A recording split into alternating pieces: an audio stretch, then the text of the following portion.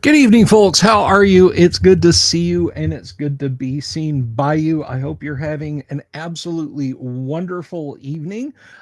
Yes, the opening credits were silent. I'm setting a mood, I'm setting a tone. Don't worry, there will be sound in the next Friday night. Spooktacular live stream opening credits.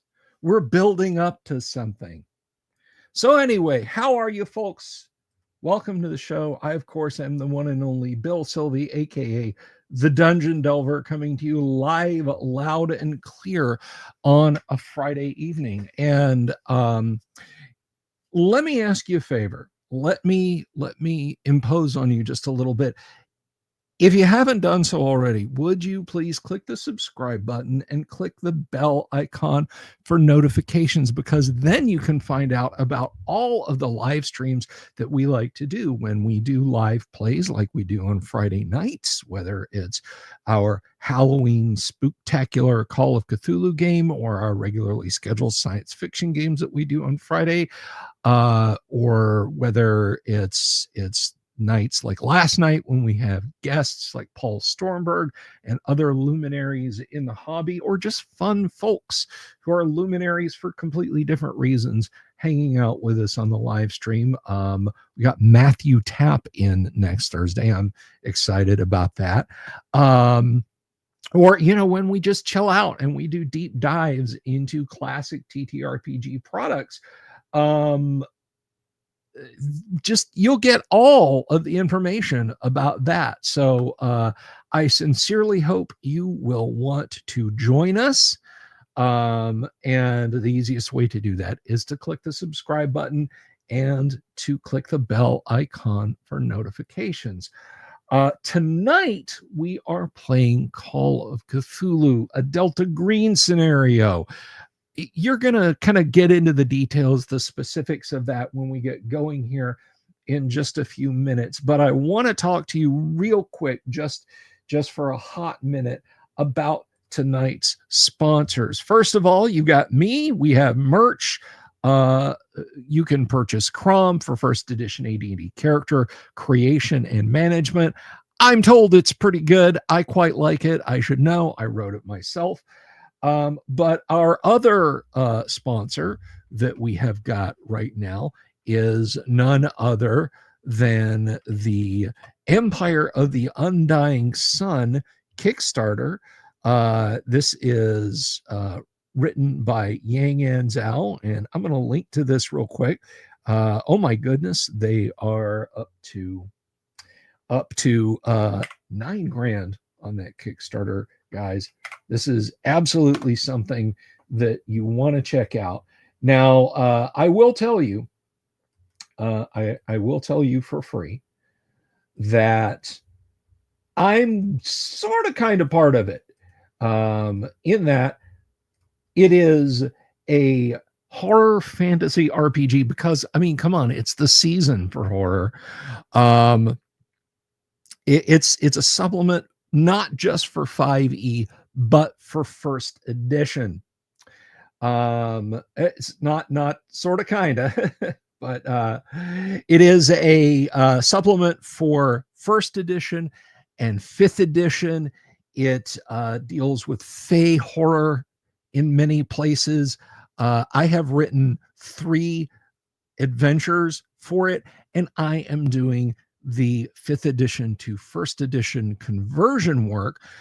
Yang himself has done a fantastic job writing this. I almost feel unworthy to alter his words, but it will be the mechanics that I am handling. And folks, when I say 1E, you know what I mean. Not like it's kind of like, or it's 1E, but the armor classes, you got to flip those. No. It is for 1E. All right. Multiple adventures, a sprawling world setting. There's horror, there's horror fantasy, there's things that go bump in the night. And guys, I quite like it. And as Yang says, if you love us, you'll back it. So I highly recommend getting in on that. I will put this up here real quick while I talk about it for another minute or two.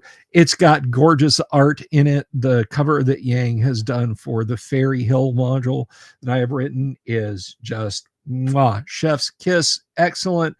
And really, guys, really, it's going to be so cool, so cool. And I mean, it's 2/3 of the way there, guys. It's 2/3 of the way there. Come on over for the big win. Support Empire of the Undying Sun and get your hands on actual first edition. I don't mean like, well, I've got to do this conversion. No, I mean sit down, read, play.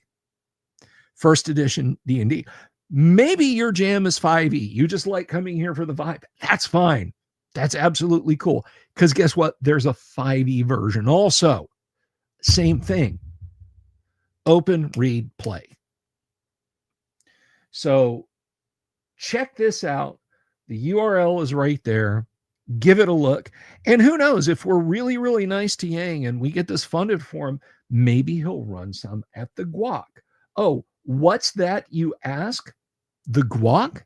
Why, that's the Great Underground Online Gaming Convention. The Guac 2025 is on. It is the weekend starting April 9th, 2020. I said 2025, 2026.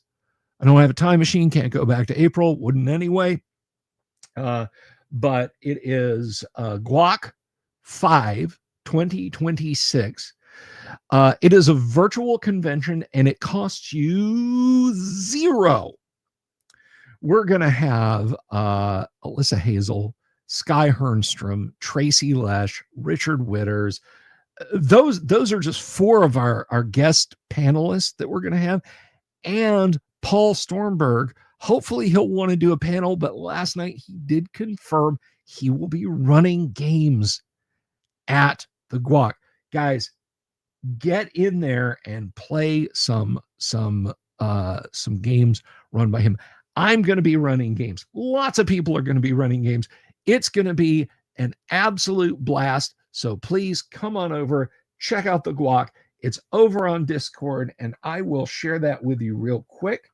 Now, if you're watching this at some point in the not too distant future and you try this link might not work. It's because of the ephemeral nature of Discord links, and I apologize, but I will be spamming the heck out of this up to and including while it's running.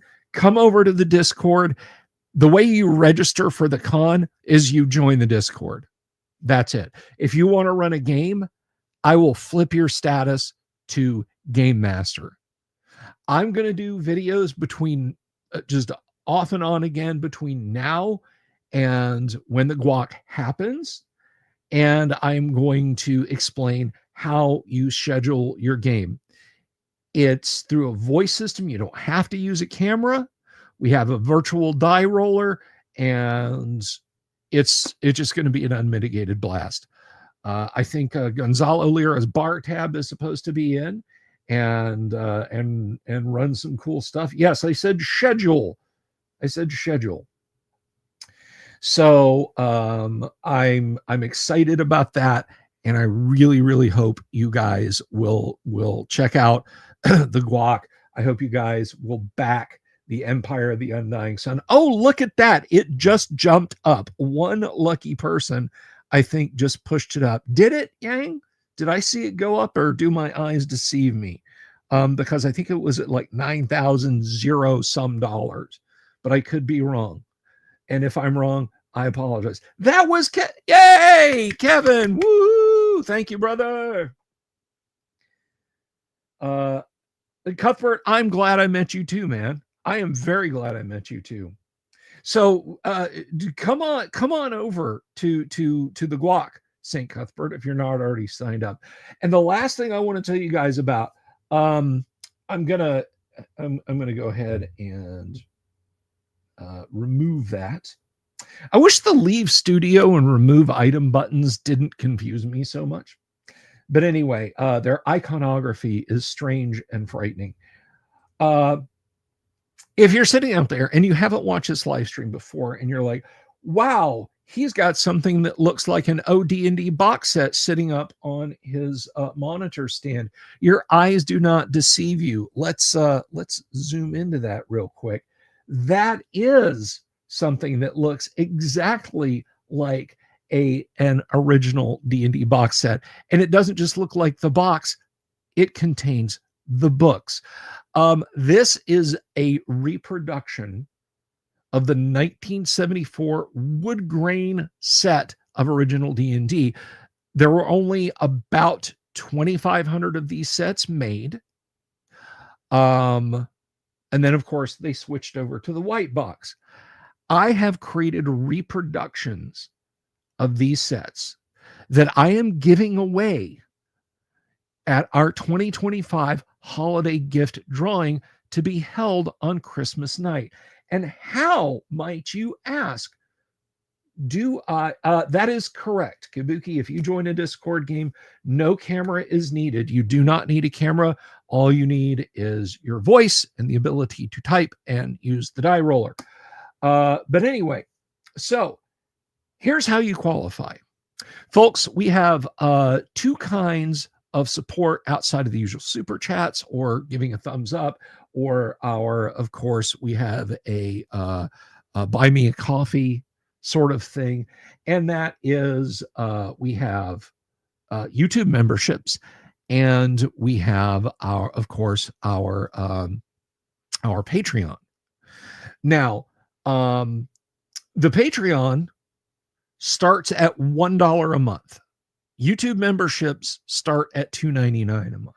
If you're feeling thrifty, support the show for as little as $1 a month, and you're automatically entered to win with some provisios. A little bit of quid pro quo. You must become a member or a patron no later than October 31st. And you must remain a patron or a paid member until at least the end of December. So if you're feeling thrifty, if you're like, look, I want to crack at winning this, things are tough all over, Patreon's your best bet, because you pay $1 in November, $1 in December. Yes, I'm telling you how to game the system. But if you want a shot at this, other than one set that's being auctioned at Page and one set that's being auctioned at EggCon, which isn't until July, that's your only chance to win these. That is your only chance to win these. So, if you're interested, again, this is a members only deal, but the bar to becoming a member is so low. Heck, I could probably come up with $2, and you guys know how broke I am. So anyway, if that's something that thrills you, if the idea of going to a game and saying, oh, look, I have original D&D, then get in on that. Oh, and did I mention I'm throwing in a reproduction of Chainmail also? So you don't have to use the alternate combat system detailed in these Dungeons and Dragons rules. You can use Chainmail if you like. So you're actually getting 2 war games from TSR. Any Cro-Magnon could win. That's right, Robert Phillips. That's right. So everybody, I hope you will all consider doing that. Now, what's going on tonight? You might ask. What is it you are doing tonight? It is the month of October, and we are going to, or we have been since last week, engaging in some horror. That's right. We have been playing since last week our Call of Cthulhu live stream game, Halloween Shocktober, we call it. This year, as last year, we're playing something a little bit more contemporary. It's still a Lovecraftian nightmare, but it is set not in 1929 or 1939, but rather 1989. And if my players think that that's enough to save them, that they can primitive internet or phone booth their way out of the horrors to come, well, we'll just see about that. So without further ado, I would like to welcome tonight's victim. That's Quantum Link, and Quantum Link will save you. Tonight's players of the 2025 Halloween Shocktober Call of Cthulhu live stream. Did I get this one right? Yes, I did. Everyone, please welcome our group of adventurers, or investigators, rather. First of all, we have Kevin as Eddie Steckler, NSA analyst. Hello, hello. We have Yang as Lewis, EPA biologist. Or did I get that backwards? We have Yang as Lewis, the park police, the National Park Police. Good evening. Good evening. And next up, we have Kanik as the EPA scientist. Hello, everyone. And last and absolutely not least, we have Doomsword as James Andrews, the National Park Ranger. Good evening to you, Dooms. Yes, sir. Sorry for jumping in late. Everything went wrong at the last moment. No, that's okay. I was flapping my gums the whole time. So, to bring everyone in the audience and our players, of course, back up to speed, our group of investigators are all federal employees. They are federal employees who encountered things that they couldn't explain in say, Eddie's case. It was a trinary string of encrypted data on an NSA reconnaissance satellite, something that didn't resolve to any known code or any conceivable code. He continued to ask questions about this and suddenly found himself demoted and given very poor working conditions. And then, of course, we have the park policeman, Lewis, who, while on patrol one evening, found two hikers in the middle of a summertime forest at night, one of whom was suffering from severe frostbite, something that was entirely and completely impossible to happen. When he questioned it, suddenly he found himself transferred to a little frequented national park.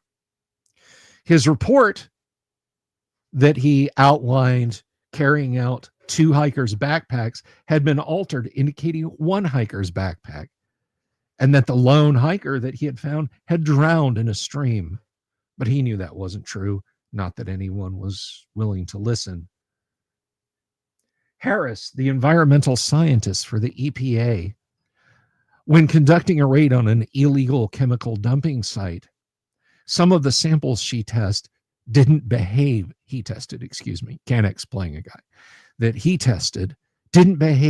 like anything should behave. One was a drum full of something that could only be described as liquid carbon dioxide, despite the fact that it was entirely stable at room temperature. Another was a non-Newtonian liquid that flowed up the sides of its container, but only when exposed to direct moonlight. Likewise, her reports were redacted. When he pushed it, he found himself sent to monitor a wastewater treatment plant.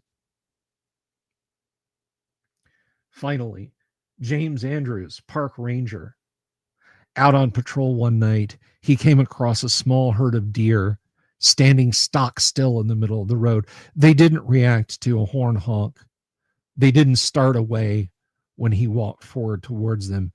Indeed, they were alive, but stuck. He was able to move them, turn their heads, close their eyes. They had a pulse. They were alive, but they weren't moving.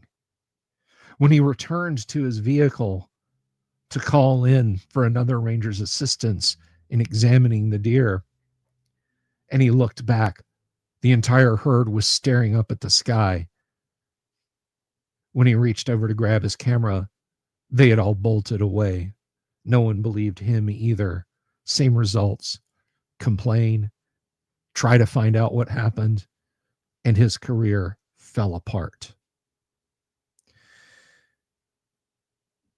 You were all summoned through one method or another to a hotel room. And there were things unveiled to you that you didn't think could exist outside of something like the Twilight Zone or the Outer Limits. Shadowy organizations, making sure that your careers fell apart because you saw things you couldn't explain. But in that hotel room, you read documents. You were shown a video that said, there's more at work here. There's more at work here than you possibly know. Given directions, you drove into the rural forests of West Virginia, following a set of coordinates. After a long journey up a dirt frontage road, you found yourselves in front of what could only be described as a concrete blockhouse, deep, deep in the woods. The door had a lock on it, but the lock was open, and when you went inside, what you found defied easy explanation. Inside was some kind of monitoring station, and there was one individual there, dead from a gunshot wound. Strewn around the room was an audio cassette. Eddie, being skilled at working with electronics, managed to respool the audio tape. He played it back, and it seemed to be the rantings of a madman, followed by the sounds of a struggle and then a gunshot and then the banging of a door. When Eddie turned it over to play the other side, a monotone robotic voice repeated at 5-second intervals, "You do not recognize the bodies in the water." And that's where we found ourselves last week. So not to put you on the spot, but can you relive at least a portion of the tape before we flipped it to the other side for us? Certainly. So you played the tape, and at first you heard what you sounded like two voices and a third voice breathing very labored, and the two voices seemed to be trying to calm down a third person. And then the third person spoke sharply and said, "Don't patronize me. I know what I saw on those monitors. I know what you did. You did this to them." A voice louder than before speaks up and says, "Calm down, relax. We're gonna get you some help." The other voice spoke up angrily again and said, "Help? I know what you did. I know what MJ-12 did. You're responsible for this. I saw them. Brooksfield High School, class of 1975, Mary Johnson, Paul Wilson, Tom Anderson." This ranting just goes on and on, with the other two voices growing louder and the response growing more and more agitated. Finally, it culminates in the sounds of a struggle. The voice nearest to the tape recorder, who's been ranting, obviously they've grabbed him. You can hear things being upset and knocked about, and he screams, "Let go of me! Let go of me!" And then the report of a firearm, the bang of a door slamming.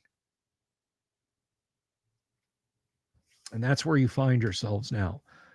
I will point out there is a couple of details that were in my notes I neglected to mention last week.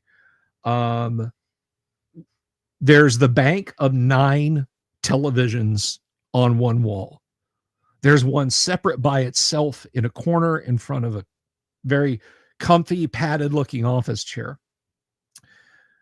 There's a few switches and controls. You're not sure if they control the monitors. However, there is an IBM branded computer keyboard sitting in front of the bank of monitors next to the controls. On the floor, just underneath the counter, it's not hidden, there is a metal box with a combination lock in the middle of it.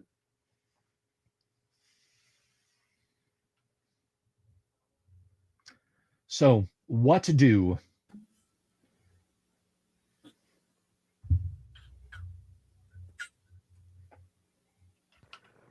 If I remember, I did notice briefly on the screens something odd happened with the water for just a moment. Maybe for just a second. Yeah. Yeah, you're not entirely sure. Lewis is gonna elbow Eddie and say, point to the IBM and say, I think that's for you. You want me to go look at that? Well, I mean, kid, I'm too old for that. It's got to be you. Oh, okay. He'll go over and look at it. To be you for you. You are the avatar of a fallen society, one that shall depend on technology forever. Yep, that's me, all right. Never want to, break a fingernail in my case. All right. He'll walk over there and take a look at the keyboard. Okay. Is it attached to anything or? Yeah, there's a cable that goes back to the it goes into the table. Okay. There's a hole for it, right? Where right. it goes in and down, and presumably back towards some piece of electronics. All right.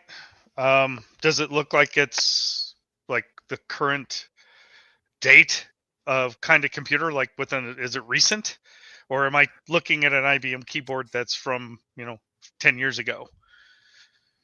Well, I mean, at this point in history, unless you're buying a home computer, even if it is an IBM keyboard from 10 years ago, it's recent. Okay. You follow what I'm saying? No, I totally get what you mean. Yeah. Okay. Plus, those things are indestructible, so they last literally forever. I was going to say we could time travel into Cthulhu postmodern, and that keyboard would still be there. My keyboard that I'm glancing at right now is an IBM Model M. Yep, Model M's. They actually had a steel plate in there.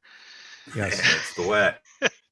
All right, so he'll sit down there, and are any of the indicator lights on? Caps lock, scroll lock? Yes, caps lock is on. All right, so I'm going to hit the caps lock key and see if it goes off. Yes, it does. Okay. I'm saying, well, it's hooked up. Let's find out what's going on with this thing. Hit the shift key, see if something comes on. Nothing happens. You're just looking at you're looking at the keyboard. You hit the shift key, nothing happens to the keyboard. Okay, but I mean, maybe I should have looked. There's a display on the table, right? Is it on? There's 9 monitors directly in front of where the keyboard is sitting. Oh, I thought they're all on, and they're all showing different angle views of this lake. I thought it was okay. That other one's the crash cart, right? Okay, I get you. Give me a spot hidden check, please. All right. Let me refresh this just in case. I think Dooms just wanted me to do my voice acting thing again. I love voice acting. Yeah, 1. A 1, yes. So you are sitting there and you're like, one of these logically, one of these displays has to do something. It would seem to be that the one that's front and center in front of the keyboard would probably be it. So you're looking at that. And you can see, I mean, this is, this is probably a 1980s era monitor. It's a high quality monitor, but it's still only 480 lines. Yeah. But there is very clearly in the distance, you can see a chain link fence with concertina on the top. If that means anything to you, then you notice that. But as far as reacting when you hit the shift key, none of the monitors do. Okay. However, each monitor, well, I shouldn't say each monitor, there are controls on the there's a control panel, a switcher, if you will, on the table in front of you. Okay. Is there an LED indicating which one's currently selected?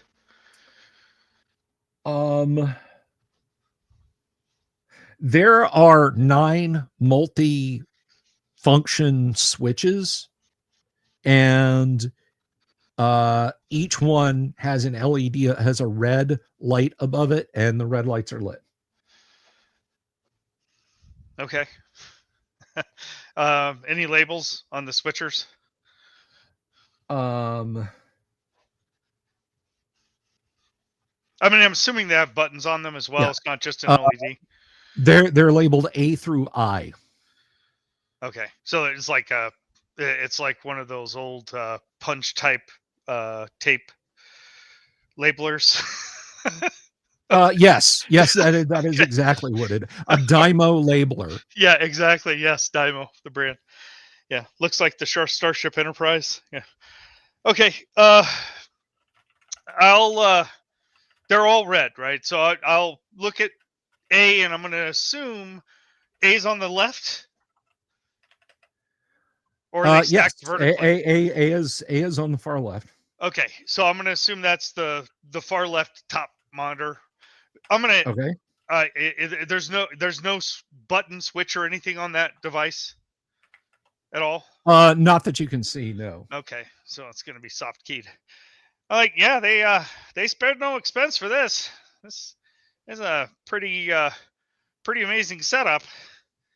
I don't know if you guys noticed, but this display shows that there's a fence back there, and it has concertina wire on top of it. You know what that means, right?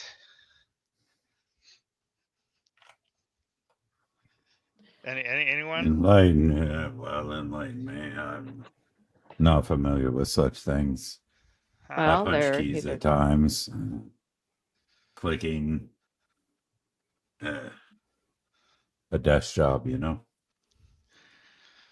I don't blame you there. So I'm gonna hit the enter key on the keyboard and see if anything happens. You hear a beep, but nothing changes. With the wire and the fencing, not only are they trying to keep people out, but maybe keep something in. Yeah, that does that pretty well, I think. I wonder where specifically that place is, right? I mean, sadly, there's no label on here to tell us if it's southwest or, what direction. I'm assuming it's towards the lake, of course. I'm going to take a look behind the monitors and see if I can find out where they're plugged into, right? Is there RCA jacks on the wall, or are they BNCs that they're plugged into, or are they plugged into the computer in the back of the machine? Do you what is your electronics rule? Okay. Let's see. Electronics. It is 65. Go ahead and make that Computer roll, use is please. 90. All right. Well, let's do electronics first, since you said you're looking at the wiring. Yeah, I want to look at the wiring. Okay. All right. Oh, I almost tried to roll the die 8 instead of a D10. 69, dude. Nice. Unfortunately, not nice for you. It is a bomb W back there. Great. Big old mess of wires. Yeah. However, sitting kind of awkwardly positioned back there, you do see a big beige box with a red light on it. Okay. I'll take a look at it. Vertical or horizontal? Or is it square? Or cube? I guess it'd be cube. If it was square, it'd be flat. One dimensional. Is it rectangular? Like, is it a cube, or is it longer in one dimension? It's kind of dark and dusty back there. Give me a computer skill roll. Okay. 91.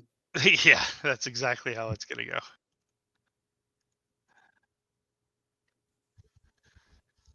3. Nice. That is an IBM 5150. All right. Yeah. There is a cable snaking up from it back towards the monitor shelf.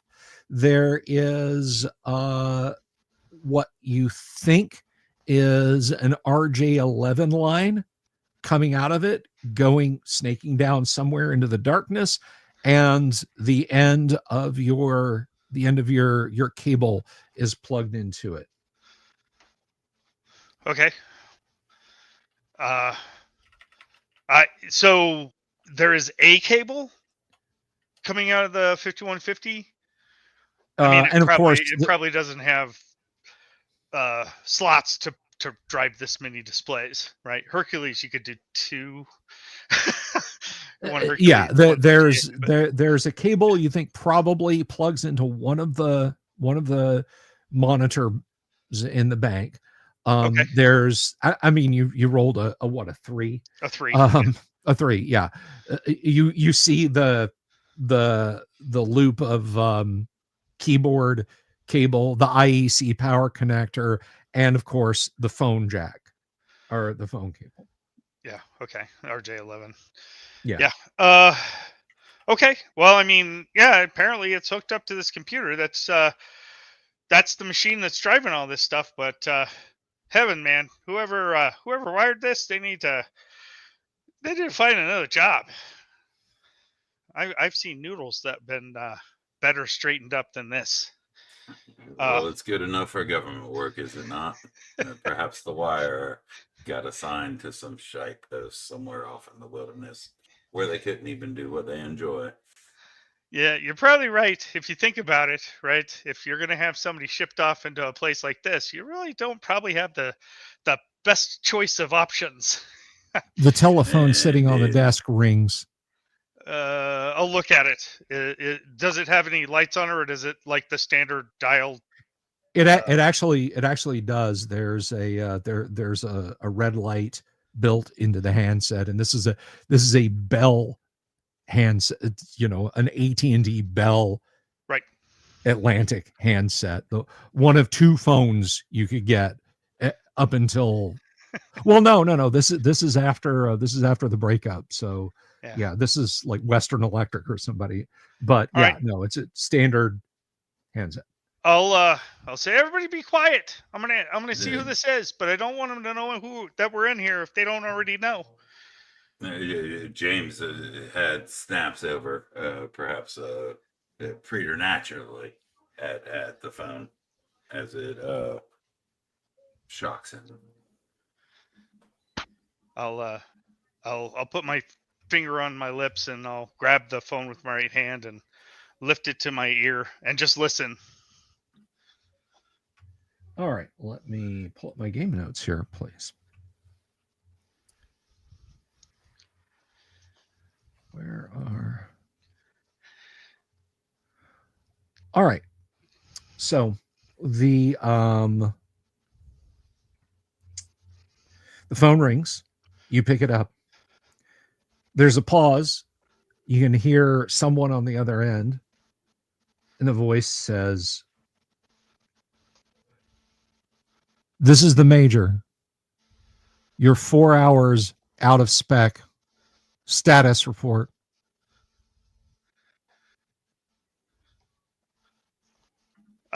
I'm just gonna keep listening as if I didn't hear him. I say again, you're 4 hours out of spec. Status report. Oh, hell.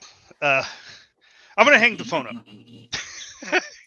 Okay. I ain't answering that thing. Yeah, I was This is gonna on say you, something Kat. else, but that they just have confirmation. Apparently, they don't know it's us. At least, All right. yeah. You hang the phone up. It rings again. I was going to say they're calling back, aren't they? I know. That's the car warranty thing again. We have been trying to reach you about your car warranty. That's right. So prolific that it goes back in history. Yes. So, so it does the light comes on every time it rings? Is that Yes. okay? It's just so if somebody isn't able to hear what they're hearing. I get you. Right. I'll answer the phone again, and I'll say system support. I guess. Lacus 2316. You are 4 hours out of spec. Say your status. Last chance. Major, I'm assuming you're the Major since that's what you refer to yourself to. Click. The phone does not ring again. Okay, yeah. Well, the timer's going, I guess, guys. They know something's awry here. I don't know why they didn't notice before, but I expect we're gonna have company soon. Maybe we ought to move out of here. No, we're talking about the full force of whatever black entities control the government coming our way. You know, those guys that have been kind of putting us in the sidecar for all this time? Yeah, it's probably those guys. Yeah. Hey, I go by Jimmy, by the way, to my friends. Well, just so you know. Yeah, I appreciate that, Jimmy. As you know, I'm Eddie, and you can call me whatever you want, though. It doesn't bother me. Don't bother me, not my man, either. So, what do you guys want to do? I see there's some apparently some stuff going on in the woods surrounding the lake on these displays. Yeah, is there something we want to look at, or yeah? Are we supposed to wait for the black helicopters? Or get the hell out of here? Yeah. You're the expert, Eddie. I would say we're off book. So, yeah, I mean, if they did come with the helicopters, I doubt they'd treat us quite friendly. Right? I mean, all this clandestine stuff, and then here we are, right? They know how to reach us. I don't know what they said to you, but they know how to reach us. They were saying that we're 4 hours out of spec. I don't know what that means. I guess maybe they're saying that we didn't communicate for the last 4 hours. Think about it this way. The spec is specification. That's right.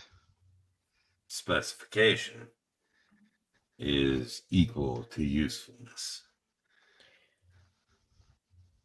Less talking, more hoofing. Let's get out of here, guys.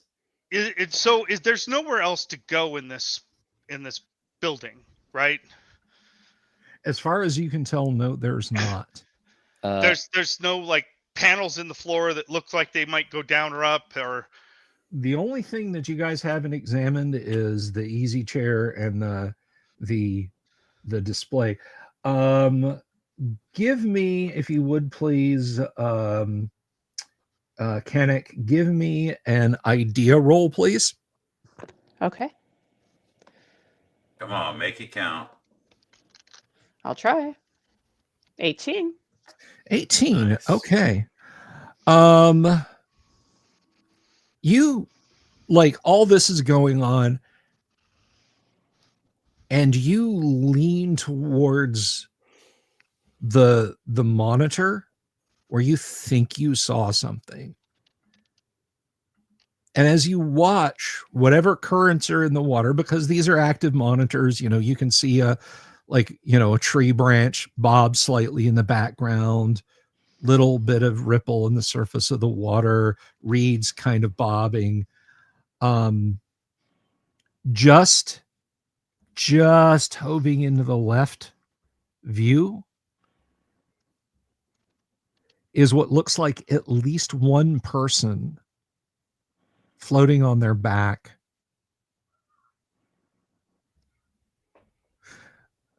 I'm going to call attention to the group. I say, hey, there's a body out here in the water.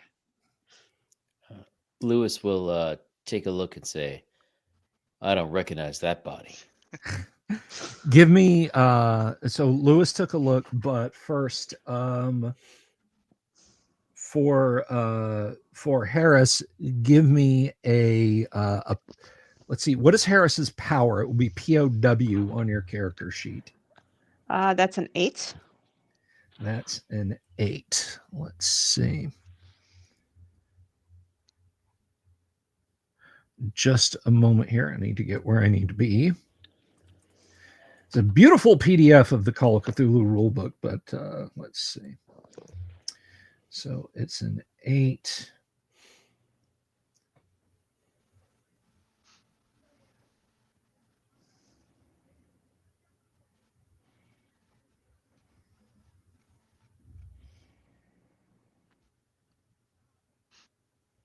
Okay. You've got to get out there. Whether they've drowned somebody in the water, whether somebody's gone into that water, you've got to get out there. Lewis, I'm sorry, I did it again. Harris stands up and says, they're not just coming after us, they're coming after this poor person, and runs out of the blockhouse. Harris, you go around, and yeah, now you can see. You didn't spot this before. Maybe you were just focused on looking on the ground, but there's a little bit of beaten down brush heading off in a direction. That's got to be the direction you've got to go. Yang, give me a first of all, give me a sanity roll, please. Oh, okay.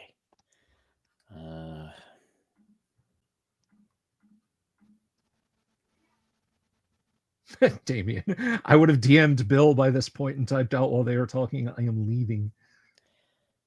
Well, that was a 75 and my SAN is 55. Okay.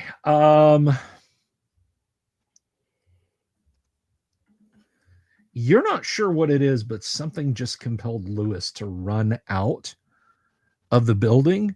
There is very possibly a sanitization / cleanup team coming. This is rapidly getting out of your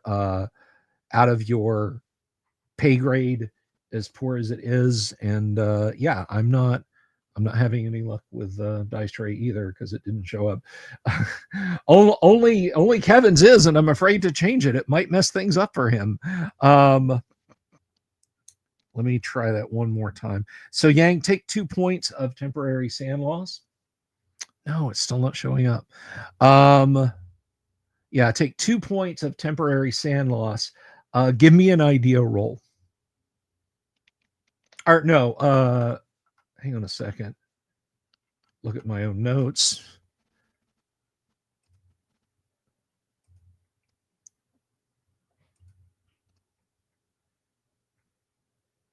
Yeah, give me an idea roll.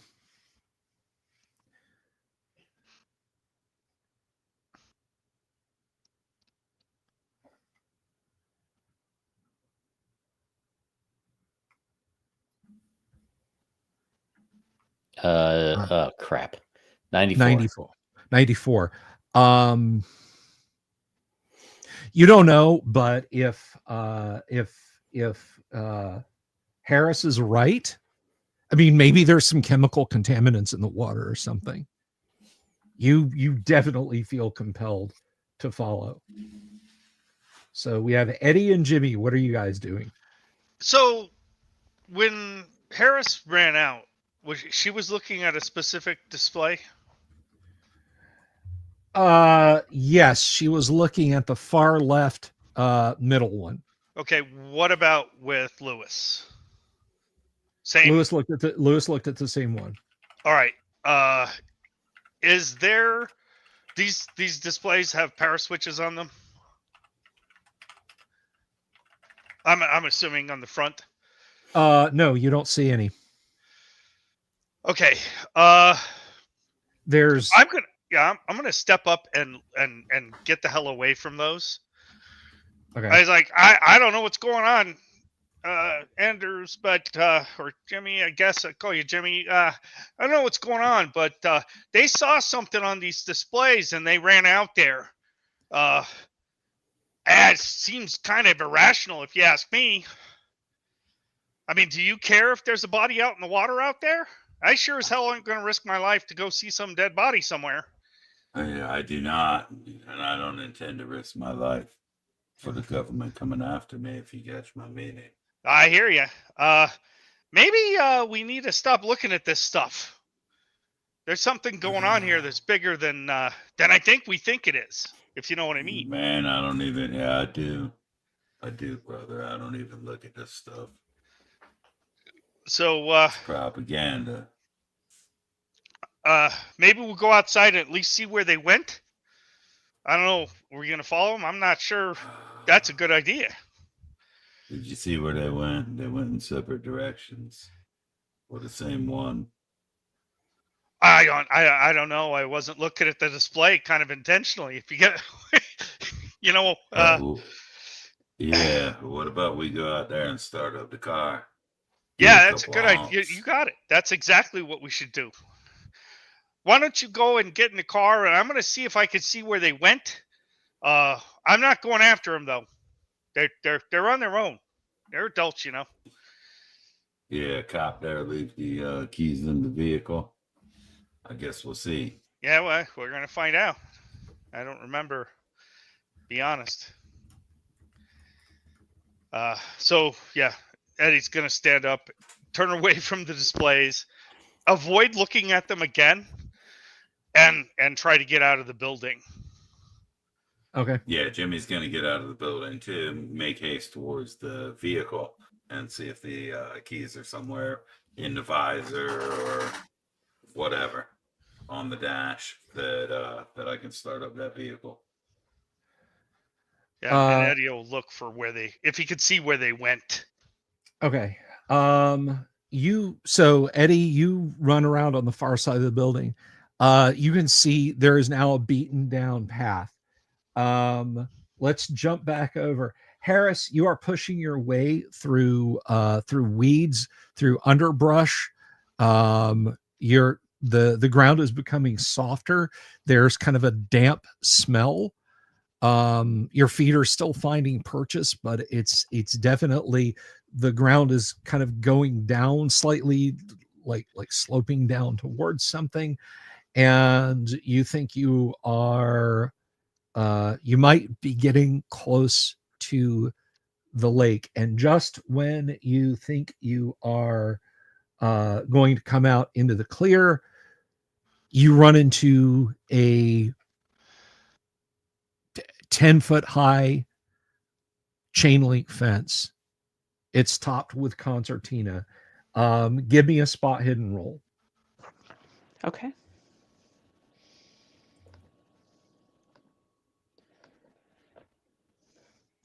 A 1. A 1. There are strips of cloth. There is dried blood that has dripped down onto the chain link fence. There's scraps of cloth up hanging from the concertina above you. Somebody climbed over this right here before. You're not sure if you should do that or if you should go around. You just have to get down to the lake. As you are standing there contemplating this, Yang, Lewis runs up, and there's Harris standing at this fence, his fingers kind of, and he's looking to the left and looking to the right. There's this chain link security fence that goes in either direction. He doesn't seem to be frozen on that fence, does he? Like it's No. electrified? No. Okay. No, nothing like that. So Lewis has his pistol out now, and he is going to sort of do the whisper yell thing. Harris, what are you doing? So I will backtrack to Lewis and say, well, the lake's on the other side. I'm feeling this need to investigate the lake here. Somebody went this way. If you look at the top of the fence, there's like all kinds of cloth and such that they left behind. Sorry, just for clarification, the cloth and stuff that was left behind, would that create sort of like a safe space to climb over the No. concertina? It's like a shred got ripped off of someone's shirt.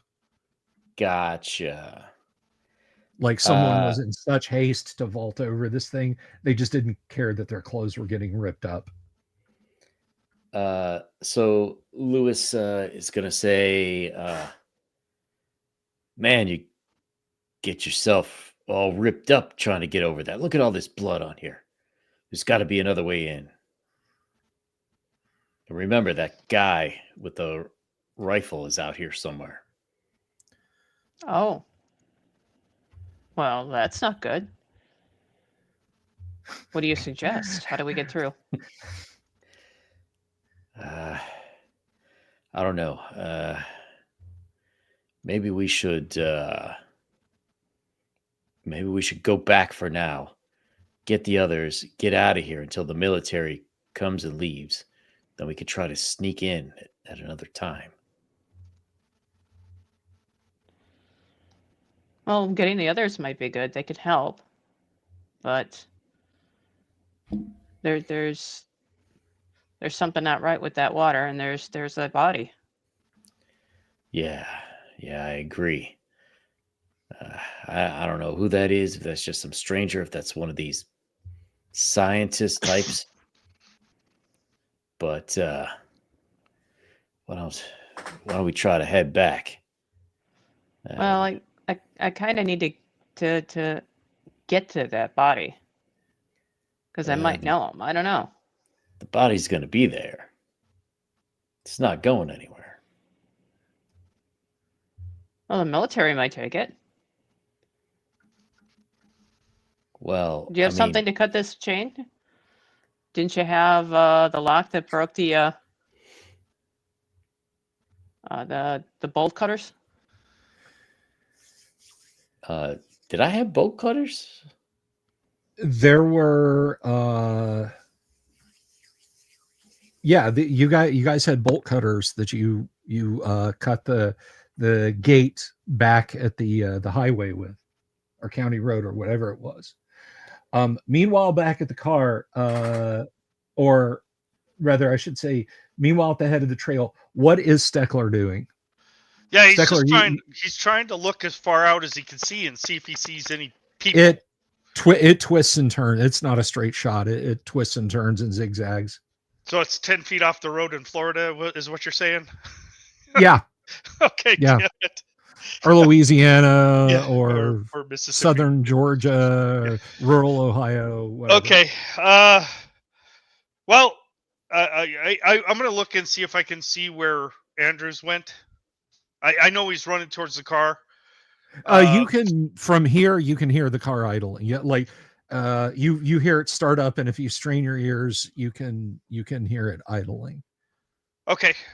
I'm going to go back to the car then, since he's already in there and apparently is running. So Okay. I'll run back to the car and try to get in. Okay. Well, I mean,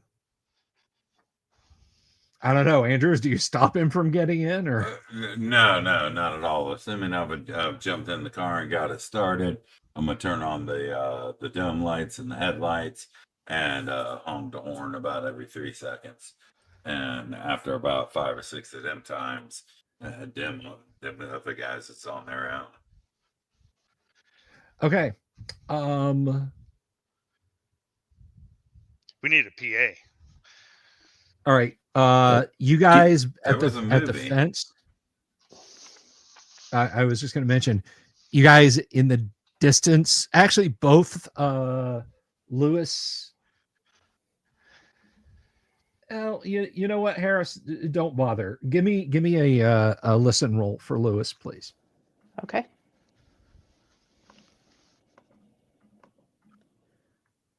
Oh, I guess I should have the dice roller rolled up. Yang, what'd you roll for your listen roll? 89.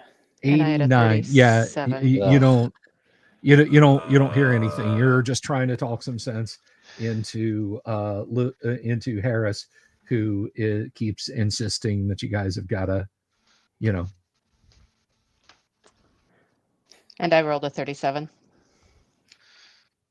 Right. I only wanted Yang to. Oh, okay. Sorry. No, that's all right. I'm going to try and fix that while you guys discuss what you're going to do next. Come on, dice roller. Yeah, that's super helpful.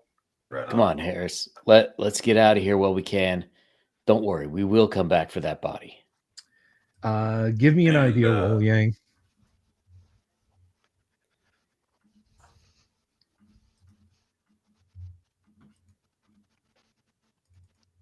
Uh, 41. My idea is 50, so Your idea is 50. finally. Maybe there's something you could say to Harris. Maybe there's something, Okay. He will smack Harris across the face and say, "Come on, man. Stop this BS and let's go." Maybe if you say to Harris, you do not recognize the bodies in the water, is what you think. Well, I don't recognize the bodies in the water, and you don't recognize the bodies in the water. And I'll smack him again. So let's go. All right. Let me fix let me get the die roller taken care of real quick, guys. So Harris, in Call of Cthulhu.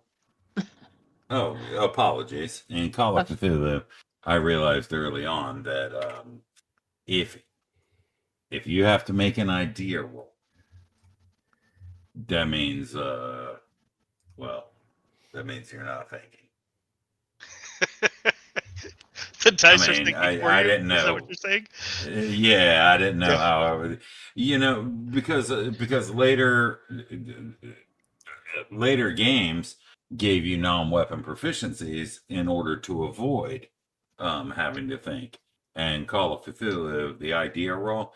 Anytime I was asked for an idea roll in actually like 1988, 1989, I kind of felt like an idiot. It's like making a puzzle roll, right? An idea roll can be a good or a bad thing in Call of Cthulhu. It's like, oh boy, I made my idea roll. I rolled a 1. You think it's a good idea to open the leather-bound book that smells vaguely of rotten fish. Yes. The idea roll of my character or my player can't figure it out, so let me leave it on the character to figure it out. Well, anyway, so Yang, now give me a percentile die roll, please,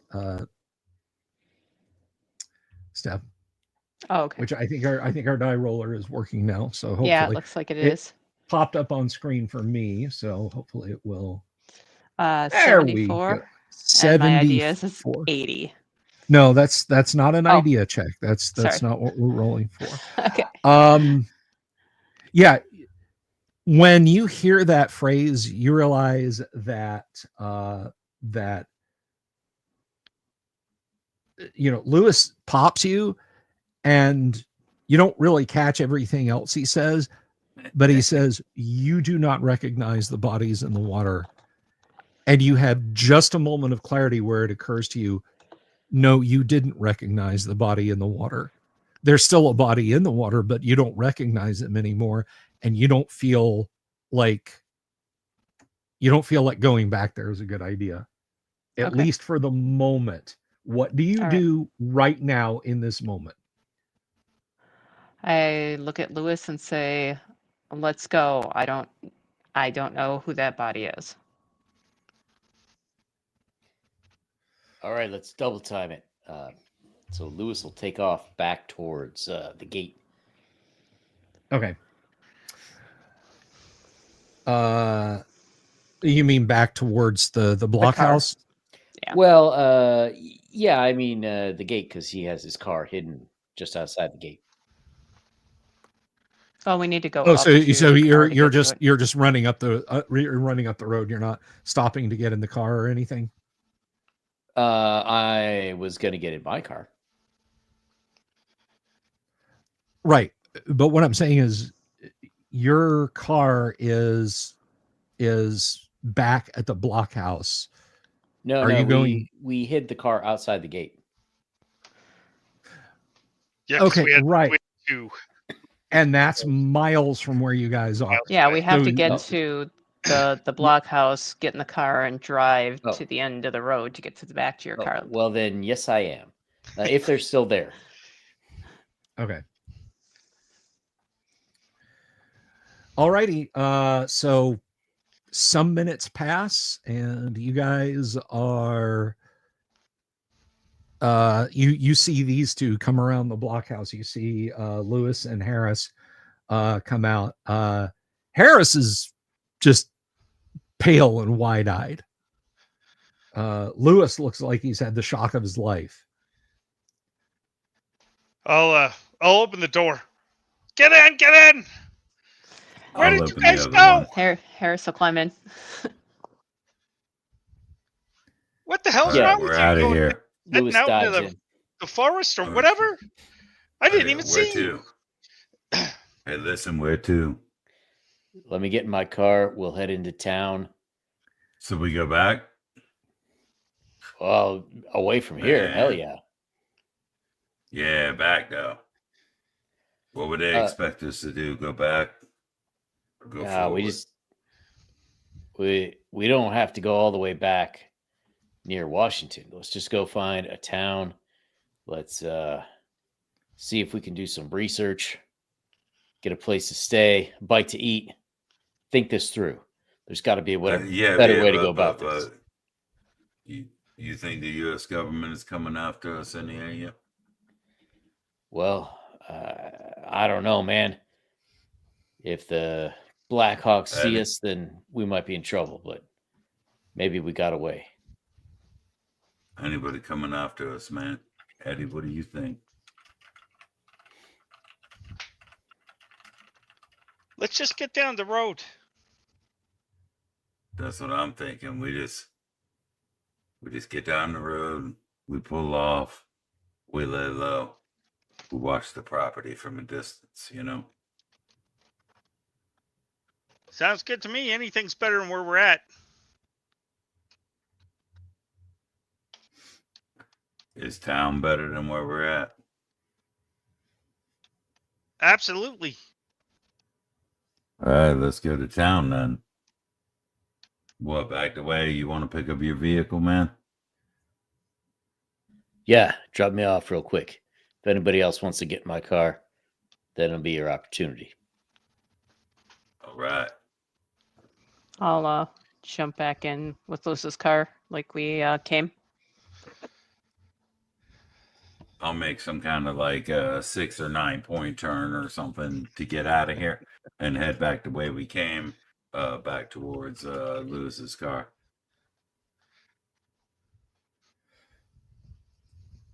Okay. So you drive carefully down the end of the road. Everybody, one at a time. Let's not explode the screen with this. We'll just go down the line. Kevin, give me a listen roll, please. All right. Black helicopters. I know the song, Bob. 81. That's not. Yeah, that's a fail. Okay. 5. You're still feeling kind of irpy, so you're leaning towards the wing window, getting some fresh air on your face. I mean, you did see a corpse like a half an hour ago. All right, Yang, roll a listen check for Lewis. 40. Okay, what is Lewis's listen? You're 65. muted. 65. Okay, I'll come back to you. Roll a listen check for Andrews, please. 3. Absolutely, you hear it. Yeah, And I have a finally, 60. Finally for Harris, please. 28, and listen is 44. 44. You rolled a 24, but oh no, it does say 28. Huh. Looks like a 24 on the die roller, but you know how that goes. All right. So those of you who can, you're about halfway down this gravel road, and you know there's washouts you've got to drive around. You know, it's not just like a straight shot where you can stomp on the gas. You hear this sort of steady basso profundo growing ever closer. They're coming. Yeah, I stop. Right. I don't really have Jimmy doesn't really have drive skill to speak of, but Okay. I assume this is his territory, so he knows how to stop on this gravel or whatever would be my assumption.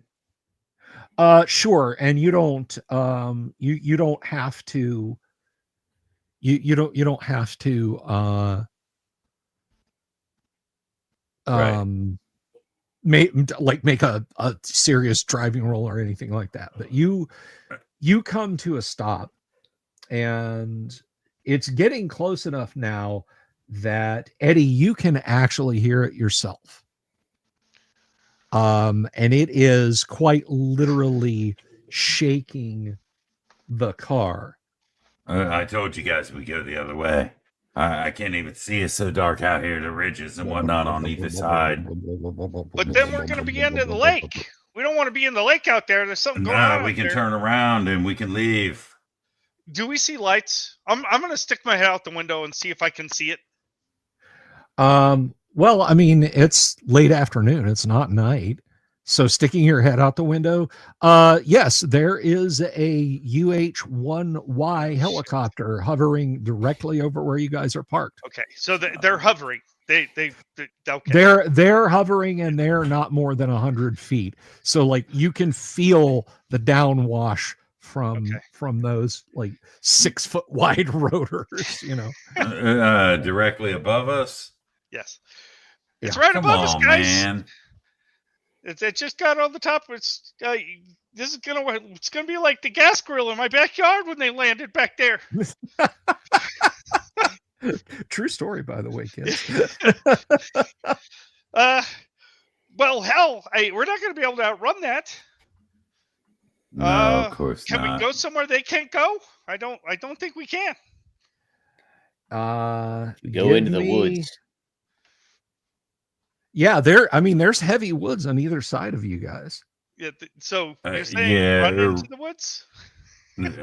Or drive into the woods, and either of those is a catastrophe. We should have gone the other way. Come on, we must make a decision quick. Go into the You got woods. me all animated now, and I wasn't like this before. I've been trying to keep that stuff down low. Leave him. All we got to do is lead him away. We'll double back on foot to my car and get the hell out of here. Just go. Yeah, let's get out of here. I mean, we're going to have a hard time hiding if we're not somewhere where they can see us. Hop out then.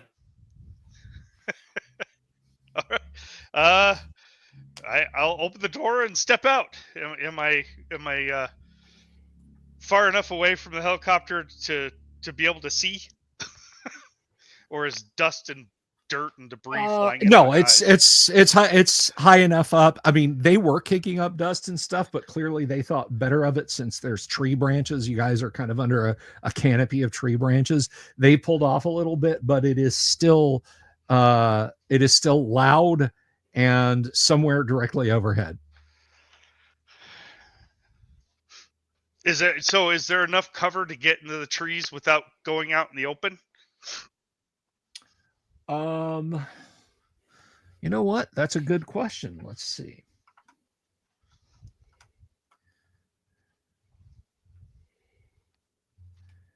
Let me open up your character sheet. I mean, yeah, there's tree branches and tree trunks and that sort of thing.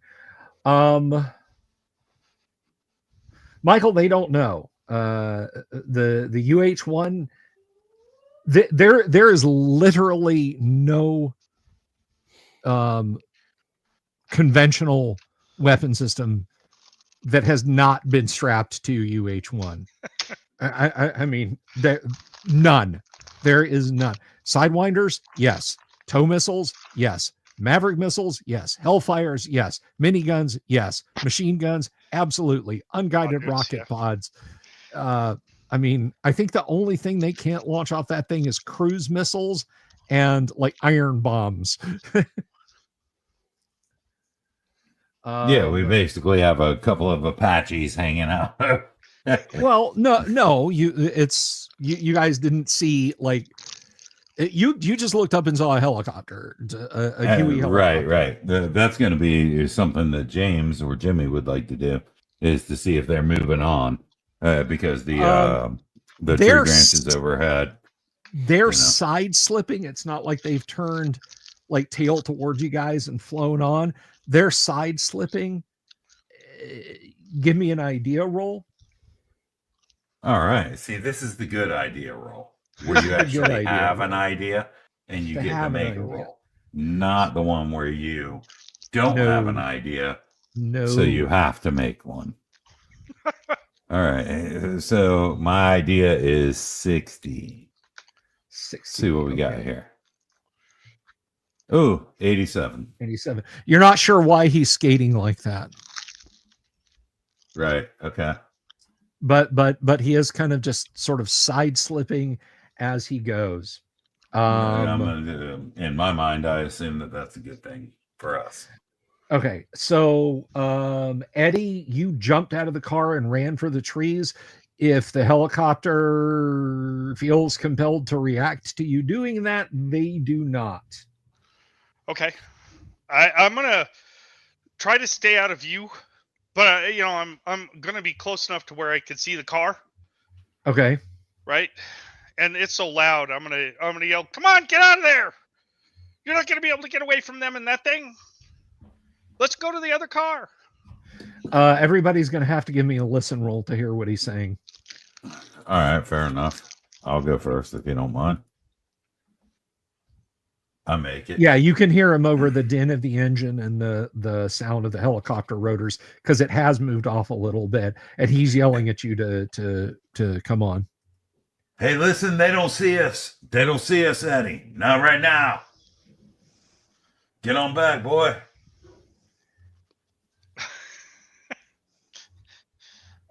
I'm pretty sure they see you. Well, I mean, I guess I'm not an operator, so I'll head back towards the car, slowly trying to stay out of view. I'm not running. I'm going to go very slowly, and okay. if I can get all the way back to the car, I'm going to stand at the doorway and tell them in the door. I was like, I think they're just trying to get a spot on you guys. They see us. They know you're here. They might see us, but listen, right now they don't know what we did. So even if they see us, this might just be a wait and see because they know that they can come and destroy us at any moment. If I was flying that thing, I'd go check out down the road and see what was going on, and then I'd come back to the likely culprit. Okay, I'm not going to get back in the car. I'm going to stand at the door. I'll say, if you guys want to go, just let me know so I can get in. But I'm going to make sure that I see what they're doing out there. I'm looking to see if they have, their D-rings and ropes. Well, I mean, you've got your knowledge about your job, and I mean, you work for the NSA, man. You've been on the even, well prior to your disgrace, you've been on the fringes of some operations, man. So you're not unfamiliar. You don't see anything like that. You do not. Hey, Eddie, if it's all the same, and I think it's all the same because it's going to work out the same way either way. How about we just follow them? We got that choice, or we got going back to Lewis's truck. Yeah. Well, I mean, I guess I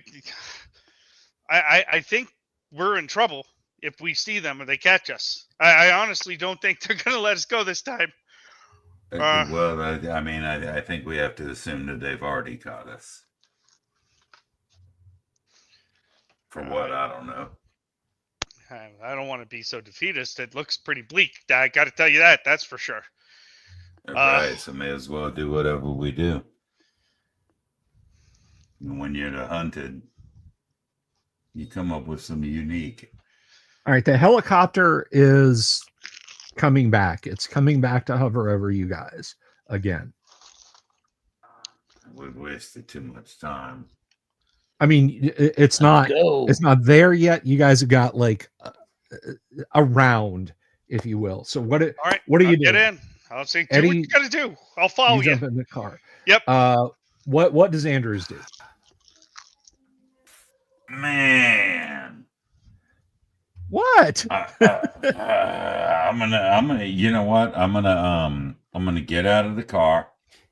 I'm gonna open the trunk. I'm gonna start rustling around for things like I just got kind of broke down on the side of the road, or that this is some sort of camping spot. If I slam the accelerator pedal and haul ass, we're getting sidewindered. If I go the other way, we're getting sidewindered. I'm just setting up camp, bro. I don't know what you're talking about. All right, you're digging around. You're throwing a blanket on the ground, that sort of thing. And you're overstating it. We wouldn't be sidewindered. We'd be mavericked, which is so much better. yeah. We don't want to spend too much money. You would be tow missiled. Oh, tow's quite even good too. Maverick is way too expensive for this, guys. Come on. Yeah. 50 cal right in the chest. All right. Yeah. Okay, so we'll he's gonna get out there. I think Lewis, he's trying to do a bait and switch and act like we're just campers or something out there. This is never gonna work. Okay, so you're throwing stuff out of the car. The helicopter moves back towards the blockhouse. You can hear it's echoing off the trees and that sort of thing. The sound gradually comes to a stop. They probably landed up there, Andrews. We should go. We should get out of there now. They've landed. Right, they still got to make on the vehicle and the color. Yeah, what do we want to do? We want to go get which cars? We're gonna go. Let's go to Lewis's car, and we're gonna leave this piece of crap there and move on. All right, switch vehicles. That ain't a bad idea, man. Let's do that. You Let's done just this go. before? Do we recall? Did the policeman that stopped us, or the patrolman, did he see the other car? Do we know if he saw it or not? You don't know. Okay. You don't All right. know. Well, wait, you guys hadn't cut the fence yet? That's right. So yes, both cars were parked on the shoulder. Okay. Damn it. All right. Well, that might not actually work against us. That might work for us. Yeah. Let's just. Yeah, but let's the other just get one's outta like here. some kind of it's some sort of off-road vehicle, right? Versus the car. I think he had. It's a some Bronco. Sort of Lamb, right? A Bronco. That's way better than what we got here. If we need to dip down the ravine, assuming there's even a ravine. I'm just making this stuff up in my brain. Sure. We have a topographical map. We can find a ravine in here, you know. If you'd like to go down a ravine, you absolutely can do that. I'll need a navigation roll and then a driving roll. And then a luck roll to see who gets thrown out of the car. I wear a seatbelt, friend. Not in the back of a Bronco, you don't. That's actually a good point. All right. So you guys are driving back towards the gate. The gate. Are you going as fast as you can go? No, I don't want to do that, knowing that these are slick gravel roads and whatnot. Right. With and you do have a drive of 50. So yeah. Well, I was pretty sure my drive was untrained. I mean, it was clicked on, right? And I don't know why. I've got a 40 in boat. Oh, I do have a drive of 50. Okay. Yeah, you've got drive auto 50. So you got a 1 in 2 chance of doing a fancy maneuver. And I would like to go about half speed, a speed that I feel is comfortable to drive through wilderness trails, being that I've spent my entire life on wilderness trails. Then I tell you what, give me a drive roll. I will give you a bonus since you're not putting the hammer down and you're trying to be careful, but you are in a hurry. Yes, sir. Well, I'm definitely in a hurry. So 77. 77. You do get sideways once. But let's see. 77. I don't mind sideways. Okay. That's all good. That's country boy stuff. Yeah, the back wheels slide off of the gravel road bed, and you're gunning it. But you guys are also close enough that you can leg it now if you want to. Like you're over to his vehicle. Yeah. Is there a place where we can drive this where it's not obvious from above? Yeah. It's yeah. Why don't we hide this car where we hid my car? It's stuck. Oh, it's stuck. All right. Oh, Yes. the car's stuck, so we're not moving it. Okay. Yeah. All right. All right. Let's run. Yeah. You got anything in the trunk you need to get, Andrews? Because you're not going to see it again. I need nothing. I got my. Does he have like a medikit back there or flares, road flares? You hear the sound of the helicopter. I don't care anything about that. I got my buck knife, and that's what I care about. All right.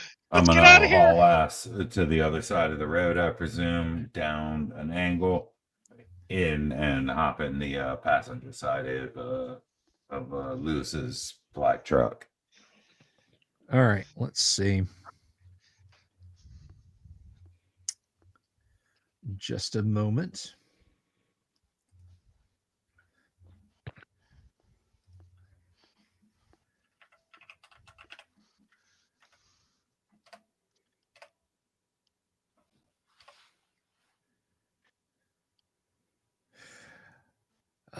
All right. So yeah, you guys are running. The helicopter is coming. There's a lot of underbrush around you. Does anyone want to keep running to the car? Do you want to try and hide yourselves? What do you want to do? I'm going for the car. All right. Yeah, is there so you're pointing out that there's significant underbrush At this point, that I up could near the drop? highway, yeah, there's significant brush.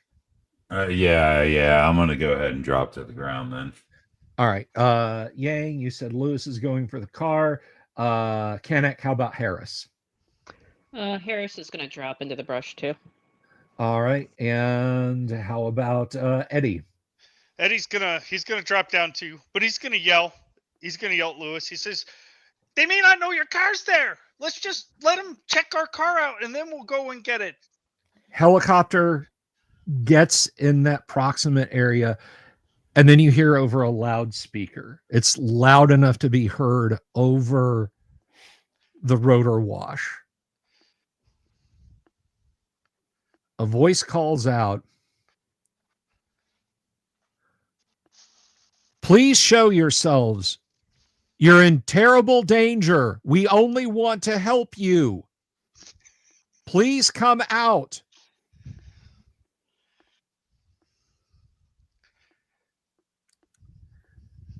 But they found Yeah, out. stick with it. It's your chance. Yeah, I'm not saying a word. I'm staying held down. Harris They is find doing out that the it's- freeze motion. All right. So Andrews was headed for the car. No, Lewis. Was No, I'm sorry. Andrews I'm was sorry, in the not grass. Andrews. Yeah. Lewis is Yes, Lewis. sir. You're headed for the car. You're kicking up gravel. Whoever's running is the one that needs to get shot. Just beyond your car, as you kind of round the bend, no one seems to have noticed your car. There is just off to the side of the trail, like kind of halfway on, halfway off, but not sitting in a way like it slid off the road, like they made a deliberate choice. You see a either navy blue or black Crown Vic with tinted windows.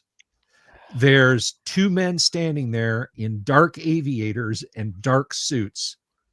One of them sees you running and lifts up a walkie-talkie. What are you doing? What are you doing, Yang? Do they have like any sort of vest that says, FBI, You don't. NSA They are wearing 3-piece suits. Oh, great.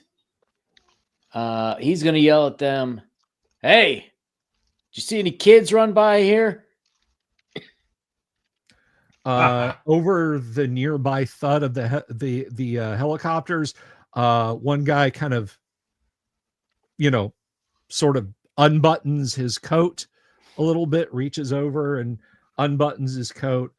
The other one is walking towards you and says, "I need you to stop right where you are and show me your hands, sir."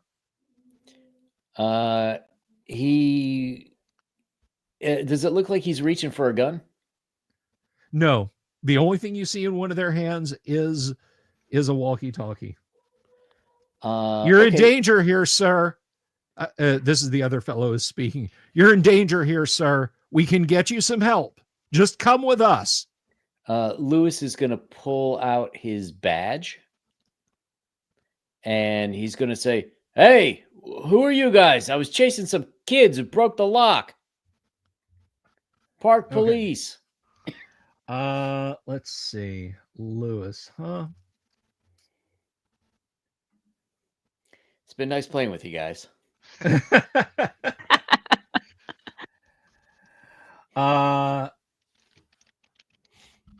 You know what? Give me a fast talk roll. You have 5%. There's always a chance. You never know. 5%. Oh, and not too far off 14. almost. They hesitate slightly and look at each other. And you can see when one of them turns his head, he's got an earpiece with a coiled wire. This guy just screams Secret Service, FBI, something like that.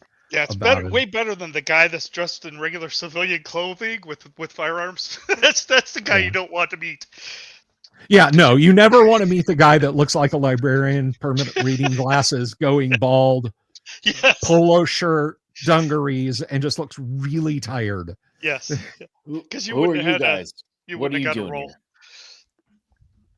here? Why don't you come with us, sir? I think maybe you've seen something you shouldn't have, and we want to help you. Come I haven't along. seen shit. I'm looking for the kids. You seen the kids? There's no kids out here, sir. Just you and your friends, and we're going to get them too. Okay, well, he's gonna pull out his handgun and try to shoot him. Oh, no. Okay, that is an act. That is a thing you can do. Absolutely. Let's see. Oh So my. Yang has initiated combat with the men. Okay, in black. Todd. All right. Spill So food, Cotton. I blast my friend's face off with a shotgun. and that's how we ended up playing two entirely separate adventures for Call of Cthulhu October. In just 2 seconds. All right, so here we go. Let me open up the combat section real quick, Yang.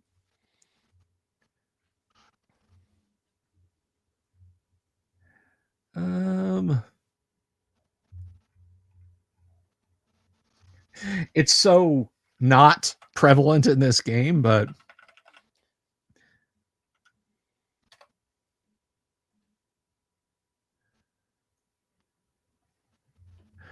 all right.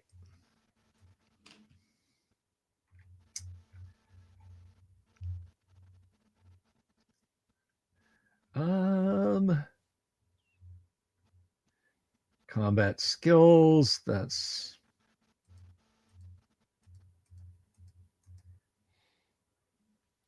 The worst part is I only have a 20% with handgun. well, you know what? Sometimes it's I it rolled just a be like 1 that. and a 3 in 3 rolls. All right, so what is your Yang? Let me see here. So Lewis, your dex is 9. Go ahead. Or no, I shouldn't say go ahead. So they see your gun come out, and they're yelling at you. Put it down! Don't do it! All right, go ahead and shoot the feds, cop. Okay, so Yang, you are struck by a handgun. Hang on a second. I need to look in the Delta Green rule book. Is it here? Nope, it is not there. A 45 caliber is a 45 caliber is a 45 caliber. So all the points. Hydra shock rounds with the Eagle Talon. It could just be to the shoulder. It might be fine. All right. Yeah, they didn't have the arcane full copper back then. So, Yeah.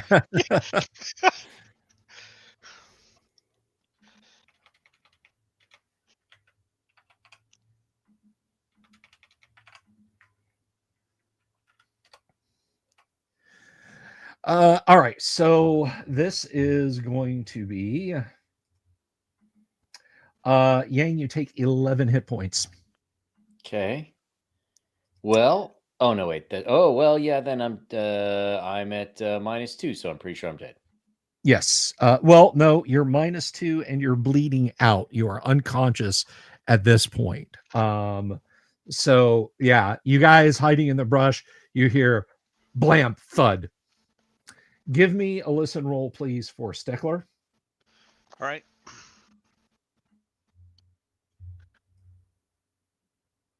Not 2d10x. 1d10. There we go. 26. Okay. I think my list is 55. Yes. Yeah, so that's absolutely okay for you. Oh, no wonder I couldn't find Secular. I had opened the wrong character sheet. My apologies. Yeah, you hear the shot ring out, a groan. Somebody falls to the ground, and footsteps are approaching where you guys are. And now the voice gets a little bit more stentorian. Don't fuck with us anymore. Come out with your hands up now. Okay, so they're closer. They're closer, yes.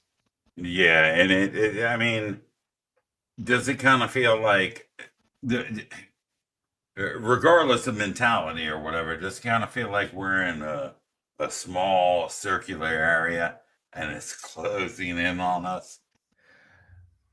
What it feels like right now is that your friend is shot, potentially bleeding, and there are two guys who are now very clearly armed with silenced 40 caliber handguns, walking up and down this gravel road, Right. looking back and forth. Right. So they're gonna find me anyway. They have already acted. You're off to the side. You don't know if they can see you yet. So we're gonna do this by dex. Andrews is dex 14. What is Eddie's dex? It is 13. Harris's dex is 11. So we're gonna go Dooms, we're gonna go Kevin, and then we're gonna go Kenneth. Dooms, what are you doing? Okay, I'm sorry. If you can't, you can't. But can you give me a little bit more? How far am I surrounded by flat terrain? The only flat terrain near you, about 10 feet away, is the roadbed. Not flat terrain. I'm sorry. I'm sorry. Clear terrain. The terrain all around you with the trees is flat. Right. And I've got tall enough grass to obscure me. And they're gonna, you know what? No, I'm staying put. Because I'm not provoking these guys. Even if they're good guys, I'm not provoking them. I'm laying still. All right. And flat. All right. So Harris, what are you doing? Also going to remain still. I mean, all right. They're going to have to work to find me if they're going to try to find me. And Steckler, how about you? So can I see Harris and Enders? Or are they? I mean, you guys were close enough together, potentially. All right. If I can touch one of them with my hands, I'm just going to rest my hand on their boot or whatever. And that way maybe I can signal with them without having to say anything. But I'm not moving. Okay, you don't know that you're that close. Okay. All right. I mean, they're kind of. You guys didn't say you were bunching up, so. All right, I get it. So I'm just gonna hang tight, Agreed. and I'm gonna look in the direction they're at. Okay. To see if there's movement there. They're staying put. These two guys are looking around. They're obviously looking for you guys.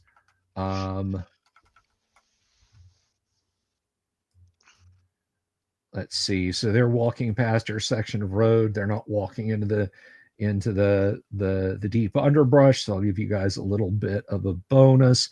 That guy does not see you. Actually, no, this should not be me rolling the dice. This is not opposed rolls. Give me a dice roll for Eddie, please. All right. Percentile? Yes. Always percentile, unless we're talking about damage. Yeah. Roll. 66. 66.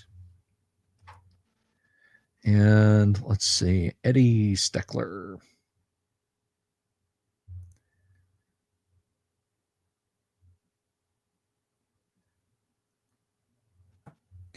All right. Guy walking along, he's looking back and forth, looking back and forth. He stops and turns and starts walking towards you. Hands where I can see them now. Is he? He's Uh, looking straight at me. Yeah, he's Okay. looking straight at you. Give me a die roll for Andrews, please. And again, there's 2 of them. There's 3 of you guys. Give me a die roll for Andrews. Yes, sir. 4. All right.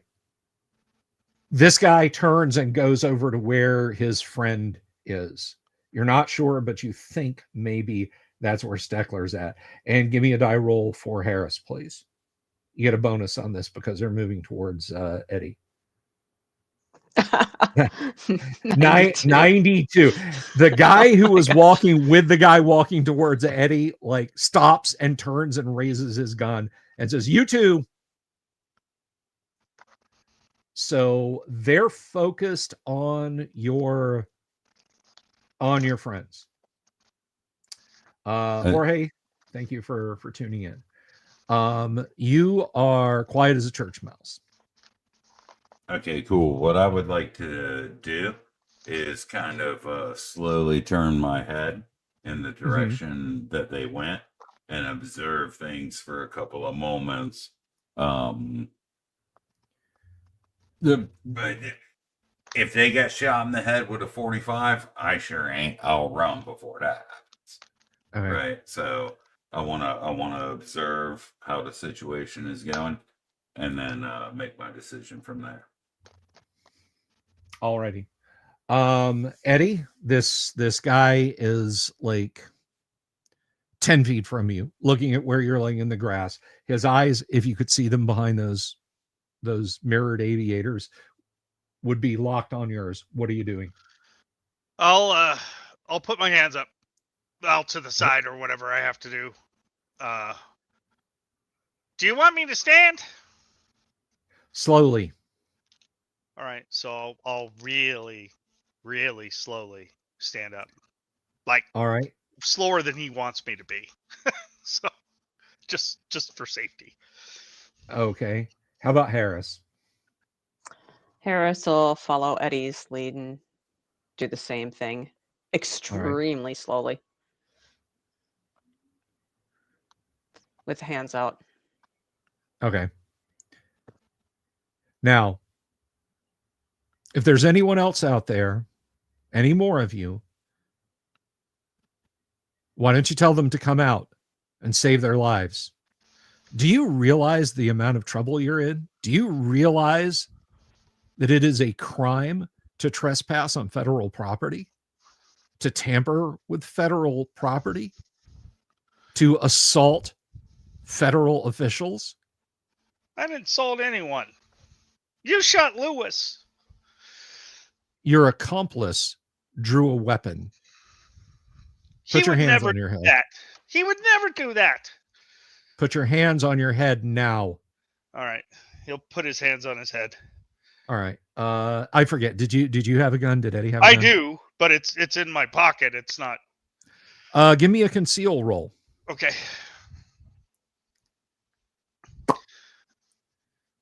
Yeah. I don't know why it's taking so long. I need to refresh this again, I guess. 31. He pats you down, misses it the first time, and then pulls it out and holds it up. Yeah, that's mine. Yes, and I'm sure you have a firearms license for this. He tosses it on the ground between him and the other agent. Hands on your head. I'll put it up there. The other guy is pointing his gun at Harris, and he's patting you down. Does Harris have a firearm? Yes, he does. Give me a conceal, or just like, is it in your belt where you can see it? Is it under your shirt? No, it would be in a pocket as well. All right. Conceal check. Yeah, not so much. Yeah, no, same thing. And then like he reaches again and holds up like an MRE packet.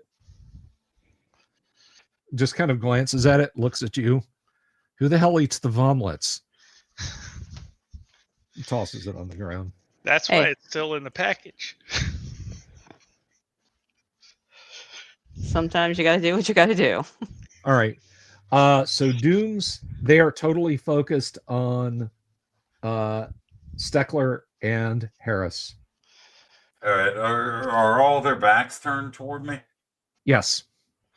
I'm They have turned them around. They turn Harris and Steckler around and order them on their knees, and they're both one is standing there covering them. The other one is fishing obviously a pair of handcuffs out.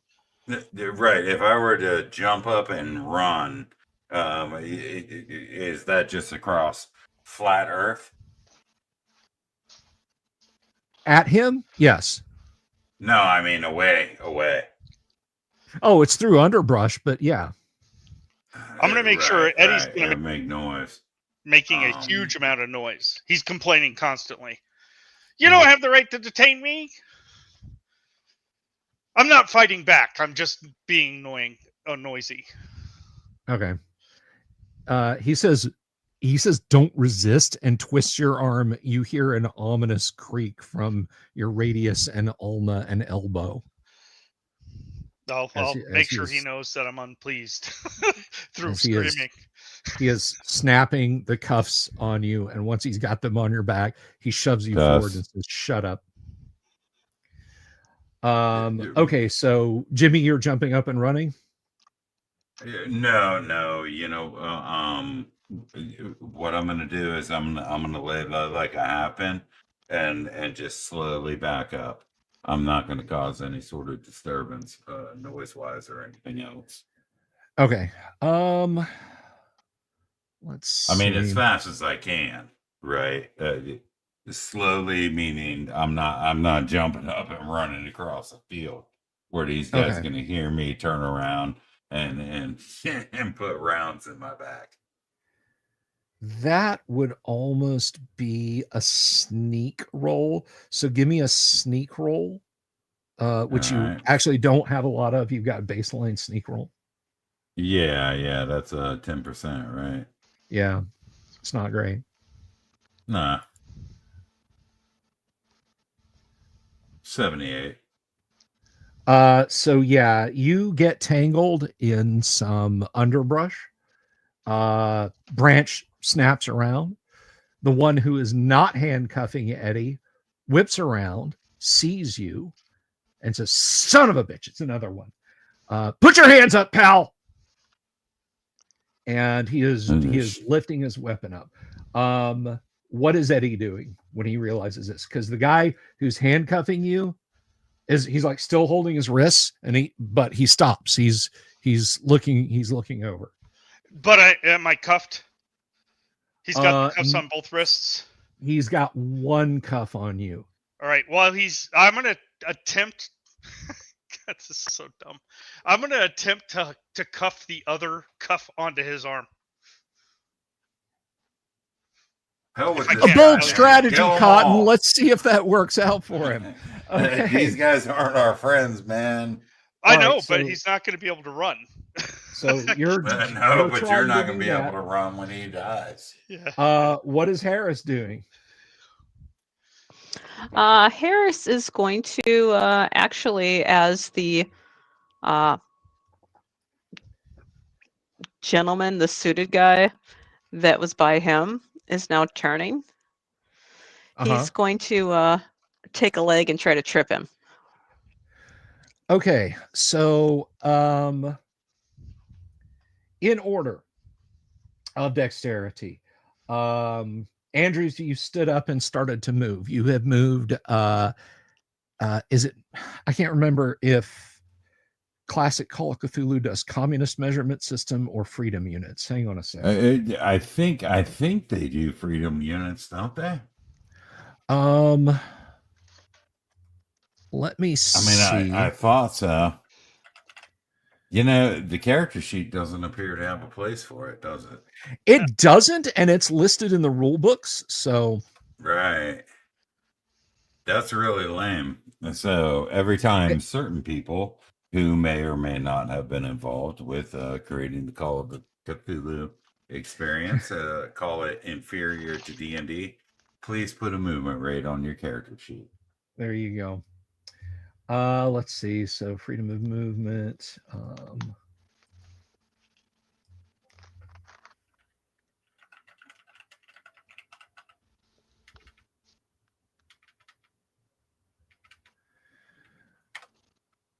All right.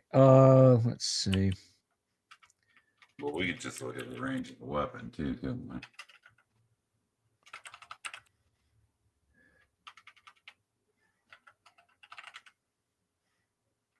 Oh, there we go.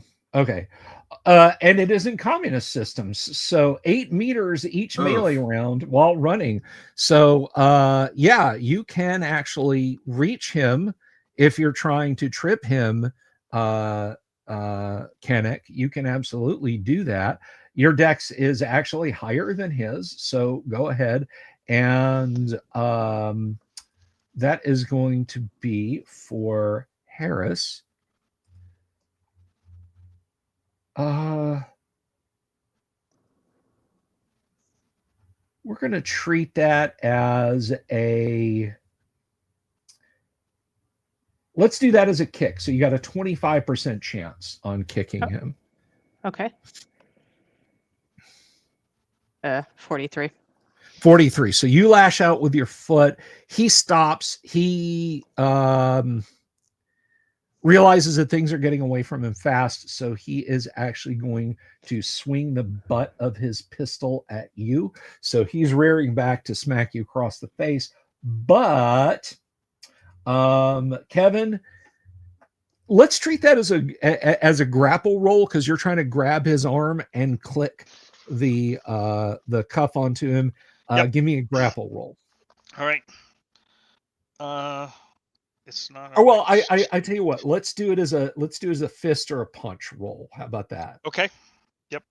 You got a 50% chance. Yeah, it's 50%, but I think that's just because that's what you normally get. Yeah. Yeah, it's just flat. All right. 18. All right. Click, ratched. And he goes to pull his arm away and he looks at you. It's like, you son of a... He holsters his gun and is digging in his... Actually, you know what? I'm gonna have him make an idea roll.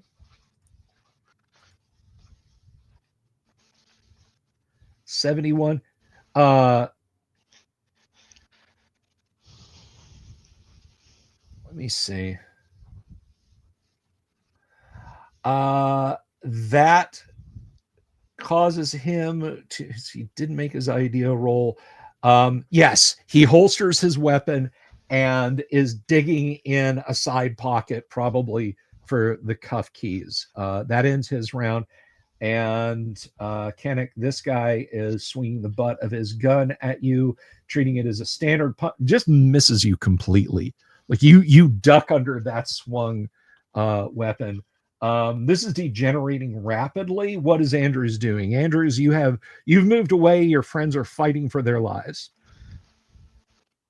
Oh, why? What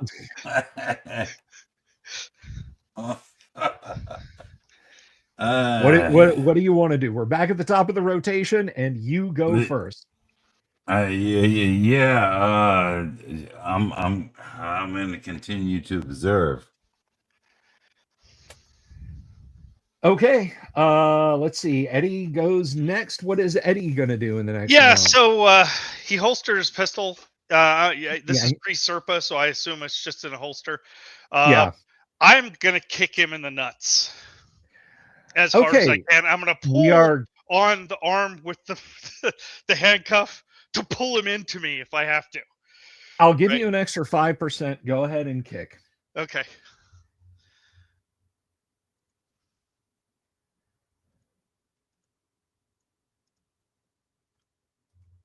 Come on. 69. Nice, but not for you. So you swing your foot at him. This guy clearly has some kind of training, because he turns and he'll stop resisting again, and he's going to try and smack you in the head with an elbow with one hand while he's digging for his key with the other. Okay. He's got one hand in his pocket. 42 is not going to hit you. Good. I was going to disbelieve anyway. So believe it or not, they actually do have combat skills. He just did not succeed, but only barely. Like that grazes your nose, like leaning forward a little bit, and like you would be seeing stars, and your nose would probably be an inch or two to the right. So Yang, I'm sorry, Yang. Kanek, Harris is fighting for his life against this guy. He's gonna like try to punch him in the face. All right, percentile dice roll. 50-50. I feel good about this. 19. Pow. Okay, let's check your strength. I don't well, actually it's size based, and I don't think that Harris is particularly giant. No. So that is going to be 1d3. That is going to be a d6, and we divide the result by 3. So he takes 2 points of damage, staggers back, spits out blood, and swings back at you. And does not connect. He does not connect either. All right. Next round, Kevin, you're going first. You and this guy are struggling with each other. What do you want to do?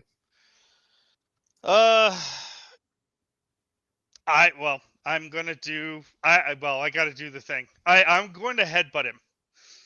I'm going to try to headbutt him in his nose. That's a 10% chance, my friend. I know. Go ahead and roll. Yeah, I got it. Yeah, I mean, I'm kind Nope, it's very stylistic. I'm literally in a bind. You're literally in a bind. I will give you a bonus because this is the closest quarter combat that I can see. All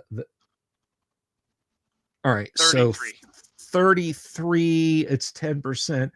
Yeah, he sees what you try to do and jerks back. Yeah, it's guys in Brandon Keene says they're dodging like they're in the Matrix. Yeah, this is, it's guys in black suits with ear wires. There's strange government conspiracies going on. Yeah. All right, Kanek, what are you doing? Same first. All right, another punch. Trying to punch him again. All right. Yep. 98. That's not gonna work. So much.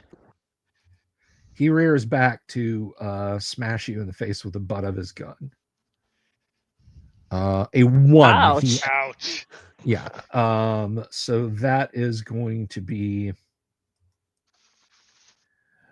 3 points of damage. Pow. And the guy fighting you, Kevin,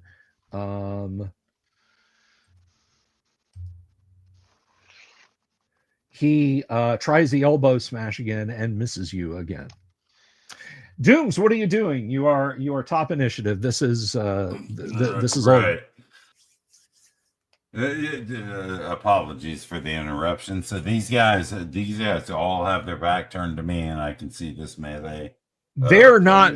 If they are aware of you now, they're not. They're not. Right. Yeah. Well, I'm gonna have to run up there with my buck knife and plunge it through somebody's spine and hopefully out their sternum. Alrighty. So you are charging. We'll give that the old double. Double charge there. I don't know. Let's see.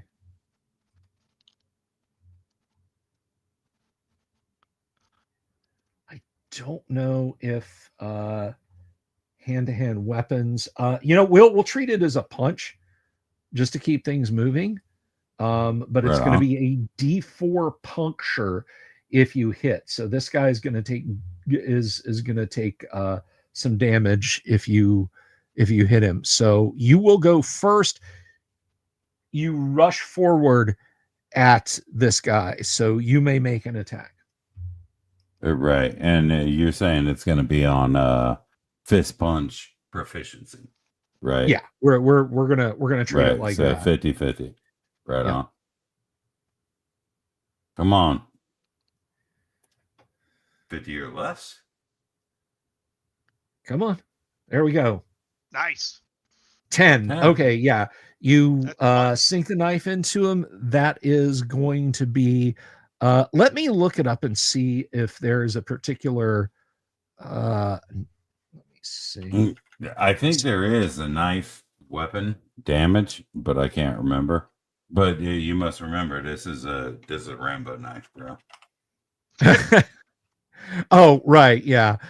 So this is going to be. This guy's out in the wilderness and he's pissed off. Right. I'll just, you know what? I'll pull that whole thread on Twitter up, and people can. I mean, this guy had to tie his boots this morning, and he was not happy.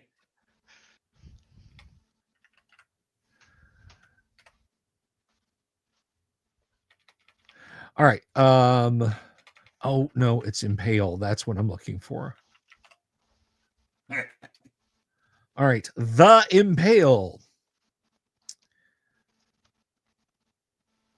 All right, impaling weapons include all firearms except for shotguns, and those melee weapons are armed with an asterisk. I'm going to say that a survival knife is probably an impaling weapon.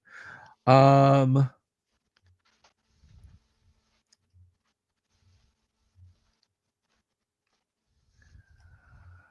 right, man, so I didn't want to do this. All right, so that is going to be a D4. Let's see.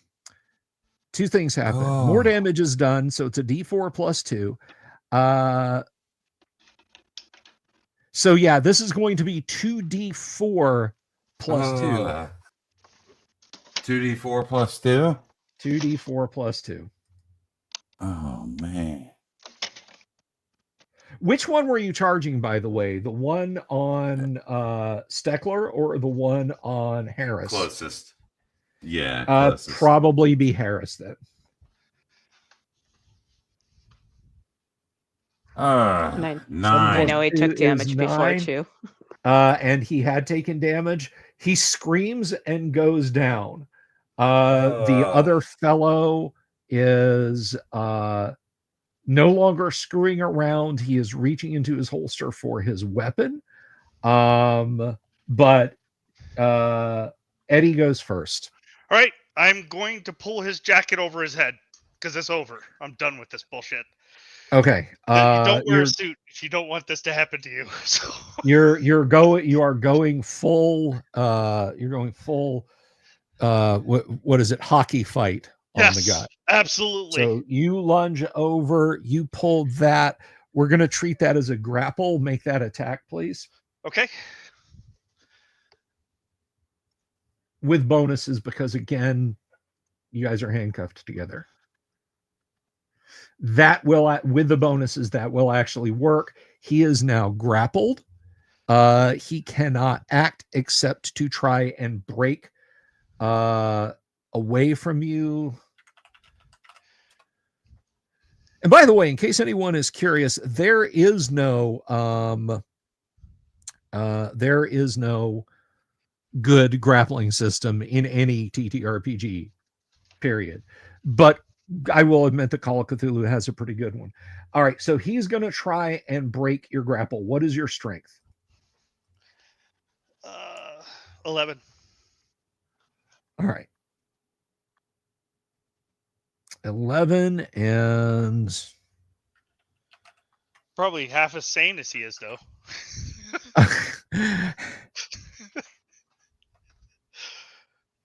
All right, let's get over to the resistance table. Anybody that wants to donate a Call of Cthulhu Keepers screen, I'm just kidding. You guys don't have to do that. All right, Resistance table. Here we go. Active characteristic is an 11.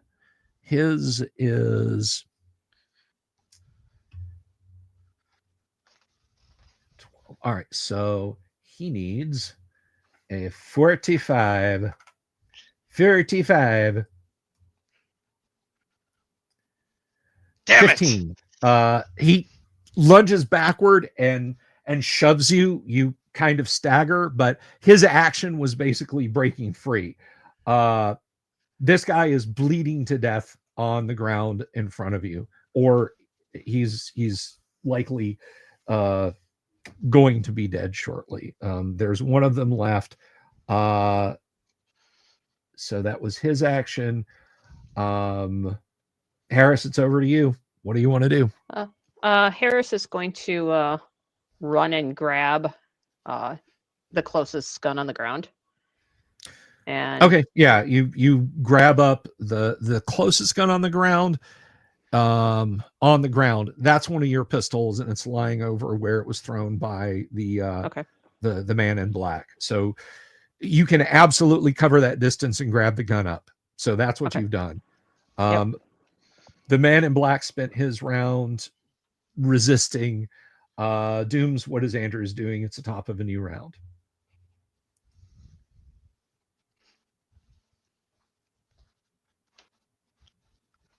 You're muted, Dooms, if you're talking.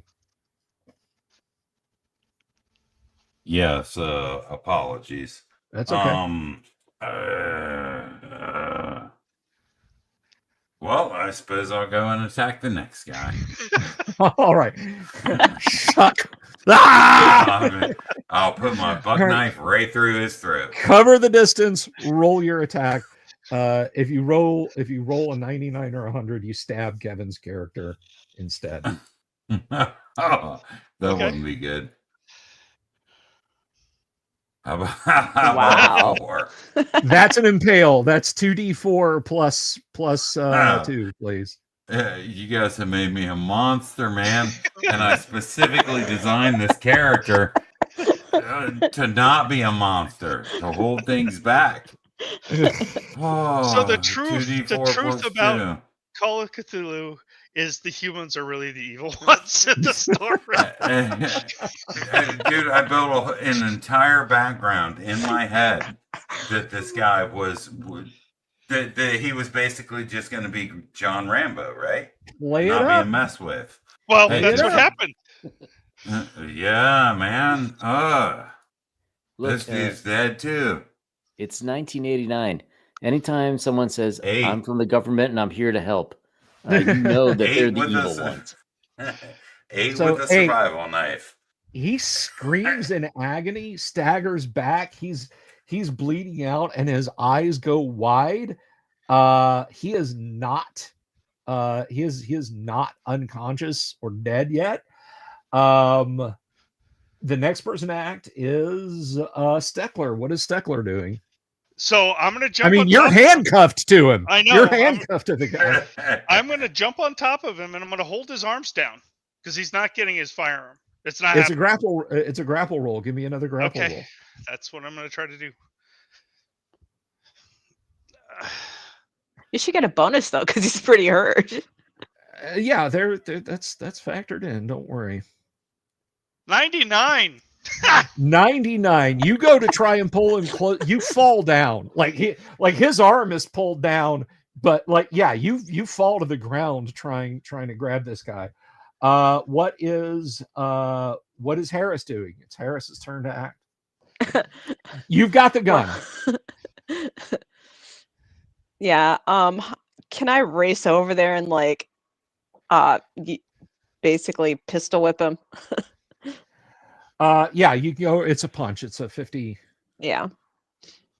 Okay, I will try 50% that. 50% chance to punch him, and it's going to be a D3. Yeah, you go over there and you smack him in the head with the butt of the gun. Roll a D6, and we divide by 2. That's 3 points of damage. He goes limp, his hand falling away, and his blood continuing to pour out all over Eddie. That 99, Eddie, he lands on top of you, and Eddie, you're getting covered in his blood. Give me a sand roll for Eddie, please. Yeah, Great. Okay. It's better than the alternative, I guess. 14. I made it. Okay, this is horrible, but this is, I mean, you're like, I didn't play D&D for all those years and not learn something about courage. So while he's out, I'm reaching and trying to find the damn keys he was looking for. Yeah, that's in his front pocket. So we are out of combat at this point. Your friend is lying in the road, or your comrade, ally, whatever, is lying in the road. You don't know what condition he is in. Both of these agents are effectively dead. I say well, agents, let's go find our friend. they are. Okay. You guys go ahead. I gotta get uncuffed from this jerk. Okay. Quite literally shackled to a corpse. Yes. So you guys run over to where Lewis is lying. Lewis is lying face down in a pool of blood. There is a hole in his torso, in the front of his torso, about the size of a dime. There's a hole in the back of his torso about the size of a donut.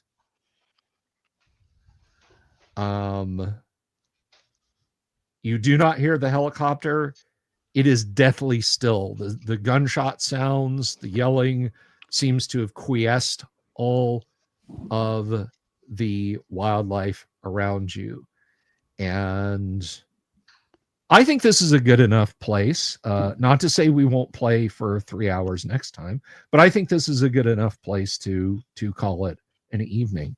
You guys have delightfully thrown a monkey wrench in my plans. So as the camera pulls back on this carnal scene and the Order of Death by Public Image Limited begins to play over the closing credits for tonight's episode, I want to thank all of my players for being here tonight. Yang, what do you think? Do you want to jump back in, or do you want to sit out in the audience, bud? It's up to you. I mean, it's up to you. I'll jump back in if somehow Lewis survives or I get a new character, but I don't want to inconvenience you. All right. Well, we can talk about it in the downtime. In the meantime, the rest of you guys help yourselves to some pumpkin spice latte and some crullers in the green room. In the meantime, everyone, I am your humble, happy, hysterical host. I will be back on Monday, and then we will pick up from there. We have got a great show next week. We've got Matthew Tapp is going to be here next week for our guest. We're going to play AD&D on Tuesday. We're going to have a cool intro show on Monday. Hopefully Kyle can make it back on Wednesday, and then next Friday we will be back to the Halloween Shocktober Call of Cthulhu game. And until then, everybody, take some comfort away from cosmic horror with just a standard, normal, everyday horror of an owl bear. Peace. Good night. Love you all. Have you seen my owl bear?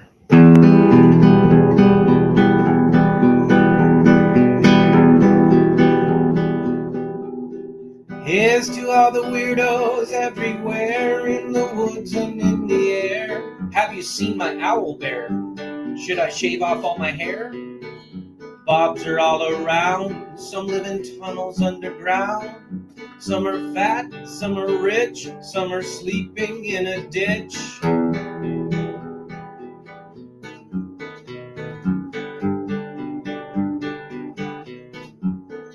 Can you ride a crooked horse without a saddle way off course? Naked as a toad all the way to Smoky Joe's. Have you seen the little creep driving fast in his little green Jeep? He smells like fish and brandy, but his rotten teeth look dandy. Take me to the show, I don't care if fast or slow. From action flicks to dancing dicks, just take me to the show.